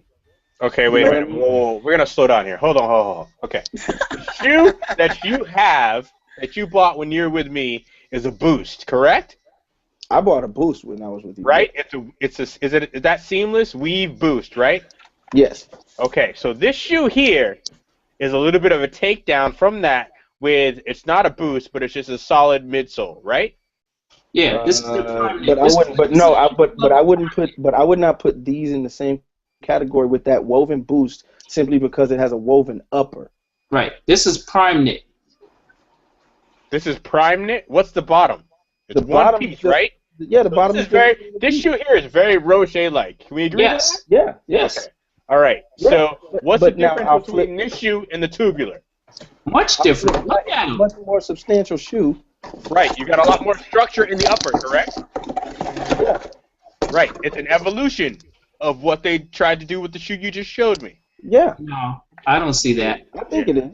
I think it absolutely is. But if that's the case, you can't always be derivative and reference a shoe from another company that a shoe kind of similarly look like. No, this to me is a build on the Element, not the Roshi. Now the Element, it was very Roshi-like, but I don't consider this to be that next step of, oh, they took the Roshi to a new level just for Adidas. No, to me, this is a build because of the heritage of it. Look at the toe cap. The toe cap looks like from the ZX line. The lacing system is a direct pull from the ZX line. That sole and midsole to me is Roshi, man. Even though it has the bumps on the other side, that's Roshi-ish. Well, the thing that people don't show a lot of on the tubular is the actual bottom, which is nothing like a Roshi. Nothing like I'm talking about there you go. I'm talking about the shape of. Oh shit! I didn't see the bottom. That is nothing like a Roshi. That's nothing like a Roshi. That's why it's called I'm talking about the shape of the midsole, though. I'll show another picture that shows the heritage pull. How many people are seeing an added star right here? Oh, there's a sole way before. Okay. Right. What about the Y3 reference? Y3 This is very much a Y3 reference. Y3's been doing that tubular outsole for Thank you. at least a year. You know? And look at this combo. God, that's beautiful. To me, that's all it is. Takes out of the white. Bro, you trying to tell me that's not Roshi looking? No, it's got way more structure than a Roshi. I'm talking about the midsole. It's got a lot more structure than a Roshi. It's Roshi looking, but it's got a lot more. That's what I'm saying. I'm saying Roshi-ish.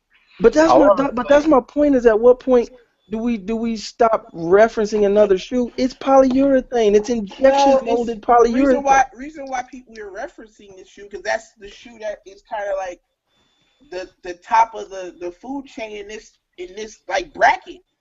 I want to say, and you guys tell me if I'm wrong, but I want to say the Y3 tubular outsole was before the Roshi. Oh, it was. It absolutely. I don't know about that. I need to see some facts. I'm sorry. I don't know about that. That's debatable, but I need to see some facts. The thing about the tubular that doesn't get talked about is the bottom of the shoe more than anything. Absolutely. People show the top because it's a simple, clean, stylish looking shoe, but if you show the bottom, you see where that distinguishes it from anything that you might think is in its class. Absolutely. The tubular is dope on the bottom, and it gives it a whole different look for sure. And that's why this shoe is called what it's called. It's not called what it's called because of the upper. It's called what it's called because of the sole and the bottom of it. And again, is there anything that goes on with the black and the white back there? The fact that it's jagged like that? Where right here? In the midsole? No, I think that's why I keep referencing the ZX because I'm a fan of the ZX. I've studied the ZX. This is very similar to what I said earlier, where it's a painted piece. So is that the heel? Is that the heel of the Flux? Yes. Okay. Yeah. Well, actually, it's the heel of the original ZX. Original ZX. Yeah. Right. Well, ZX Flux, isn't it? And for Kodoma's point, here's the Y3 reference. Yeah. Oh, you already got it, Kadoma? What you got on there? You got it? This is Y3. Yeah, this is the Y3 right here. I just pulled up a Y3. Well, that Y3 you're holding up, Kadoma, is from late 2012. No, this is like this year. Let me see the back heel of that shoe, Kadoma. I need to see the heel. Same where I want to see where the black and white would be. Oh, it's different on there though. There's no heel counter on that version. No. But that's an energy thing. They clearly use Y3 for energy, and if it works, then they can put it into a production model. Right. So that's the same last. It's the same molding. It's the same last. But I don't think it's functional energy. I think it's decorative. Yeah. On the tubular. On the Y3 even. Oh yeah. It's all decorative. It's all one piece, right? Now that was one of Y3's top selling shoes when that shoe came out. Yeah. When did that come out? I don't think this one is. When did that come out? Superstar. This is this year. Right. Probably. When did that come out in relation to the Roshi? I want to say this is a late summer shoe right here. But they've been making this tubular outsole for at least, I want to say, almost 2 years, maybe. What shoe is that you're showing right now? That robotic sneaker, that tubular too. When did that? What is that? I mean, this right here. This is a tubular. This one is one of their throwbacks. This is the one they made off of it. So Adidas is using they're using this as another platform as a modernization of their old shoes, of their retros. Again, this is something from the late 90s. And here's the modernization. The upper, and they put a tubular when you look at this, right. If you look at these pieces and parts, that's basically a ZX put onto that tubular bottom. It's a very hyper minimal ZX put onto a tubular bottom. So they're using this. Drop some tracks, son. Oh, that was funky. Yeah, look at this right there. That right here is everything that we know right now about the ZX Flux. That heel counter, the painted, the painted heel on the foam. This right here is basically a hyper minimal ZX. But again, that's why I like it. See, Jesse, here's one where it's not painted; it's just molded. I don't know. I might be wired wrong. I don't know. I might have some. No, I just don't think you're an Adidas fan. And I might not be. I might not be. Because I just continue to find stuff. You're like, no. No, it's just that. I think that's. Go get some Boost. I did see a pair of Boost on Instagram today that I'm like, yo. Check this out. Anybody see that mid-top black on black Boost? Check this out. Check this out right here, though. This is actually named. Make sure you check this is actually named tubular, guys. This is an old shoe. They revamped they brought the name back. Huh. Wow. Yeah, they brought the name back. Tubular is not new. They brought the name back to revamp old lines. So what did they do like they normally don't do? They didn't tell the story. Well, we just did that. I won't disagree with. We just did it for him. We just did it for him. That I won't disagree with. And let me tell you, if y'all find these shoes, please start directing them to me. Yeah, I got a burgundy pair coming to me by Saturday. I can't wait. Whatever, man. See, this is why we can't have nice things. We can't. But I'm about to make you mad again. I'll be back. This pair right here. If you got a pair of them shoes. See, I'm not feeling tubular though. I don't know why. I love them, I like the way it looks, but I'm not in love. Why everyone's so hyped over it. I mean, I'm gonna have many. It's an Adidas Roche. That's why they hype on it, because they don't have to wear Roches no more. Hey, Steve. Ooh. Hi, Steve. Man, nobody want to talk to you. What are you doing? I can't. I'm really upset that you live in New York and you're getting concept shoes and I can't get one. That's some bullshit. Steve. Man, you little foot. Hi, Steve. Y'all How are you today? Y'all ain't right, man. Hey, that rose that they did was kind of dope, though. But that price tag, I was like, I'm good. I don't care. Yeah, I got those, too. I ain't one of them. Hi, Steve. Y'all so wrong. I was good on the price point, man. Yeah, $200. But yeah, so that was our quick Adidas lesson for those out there, courtesy of Steve Ridiculous Gordon from the ONE. Make sure you get those Adidas tubulars when they come out on Saturday, because they are dope. And what are they, only 100 or less? Yeah, but I think 110. 110. They might even be less. I heard 110, but I'll double check. So there's a breakdown of the heritage and history of what went into the Adidas tubulars, courtesy of Steve Ridiculous Gordon and Kadoma of the H-Town Sneaker Summit. It is 12:10 Eastern Standard Time. We have broken day into Thursday already. And it's time for us to wrap up episode number 328 from the Feet Up. We've had you know, the video freak pop on and drop tracks not once but twice on us. We've had a whole lot of other debauchery that I need to watch this episode again and recall. See, look, now he's just playing tracks for us. See, now he's playing tracks. We'll be back. Will we be back next week? We're not sure yet if we'll be back next week. No, right? Yes. Is that Thanksgiving? Yes. Who got the line on some Thanksgiving Eve. We're not sure if we'll be back yet, but you have to check the internets so that we can let you know. Exactly. But episode number 328 is officially a wrap at this particular point in time, and we want to again thank you, Sole Doctors, for weighing in so beautifully as you always do. Thank you, Disorderlies, for watching. Thank you for everyone who's been watching the pilot episode of From the Feet Up over on Network A and on YouTube. Thank you guys for that. Yeah, buddy. We want to just make sure that you guys tell a friend, as D. Wells says all the time, to let people know that we're here every Wednesday, 10 p.m. Eastern Standard Time, and we're all over social media in our numerous handles as listed on the lower third of the screen. And we're just simply not hard to find. Go to Facebook, OSD, Obsessive Sneaker Disorder. Go to Twitter. Go to Instagram. I don't know if we're on Vine yet. Anybody here on Vine? Raise your hand. Snapchat. I'm on Vine, but I don't use it. Anybody else use Snapchat yet? No. I might have to play with that. So we're everywhere, all over social media. And, you know, again, to the new fans who are watching for the first time tonight, thank you. Hope we have you back.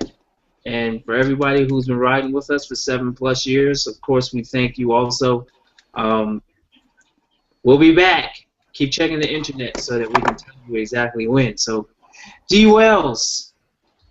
It's about that time. It's about that time. Because Tariq already dropped tracks twice on you. Dropped tracks? Well, it's been good. It's been fun. Y'all come back and walk with us, talk with us, possibly next week. But in the meantime, between time, keep your laces tied tightly, your tongue loose, walk good, stay warm. Hey, let's tune in next week. Everybody got to wear fresh kicks. Wear every pair. See, wear every pair. Don't mess around. I'm coming with it. Wear every pair movement is coming. Yeah. We got smooth. And we here to tell you that. And that's a fact, baby. Now you gonna kick some lyrics.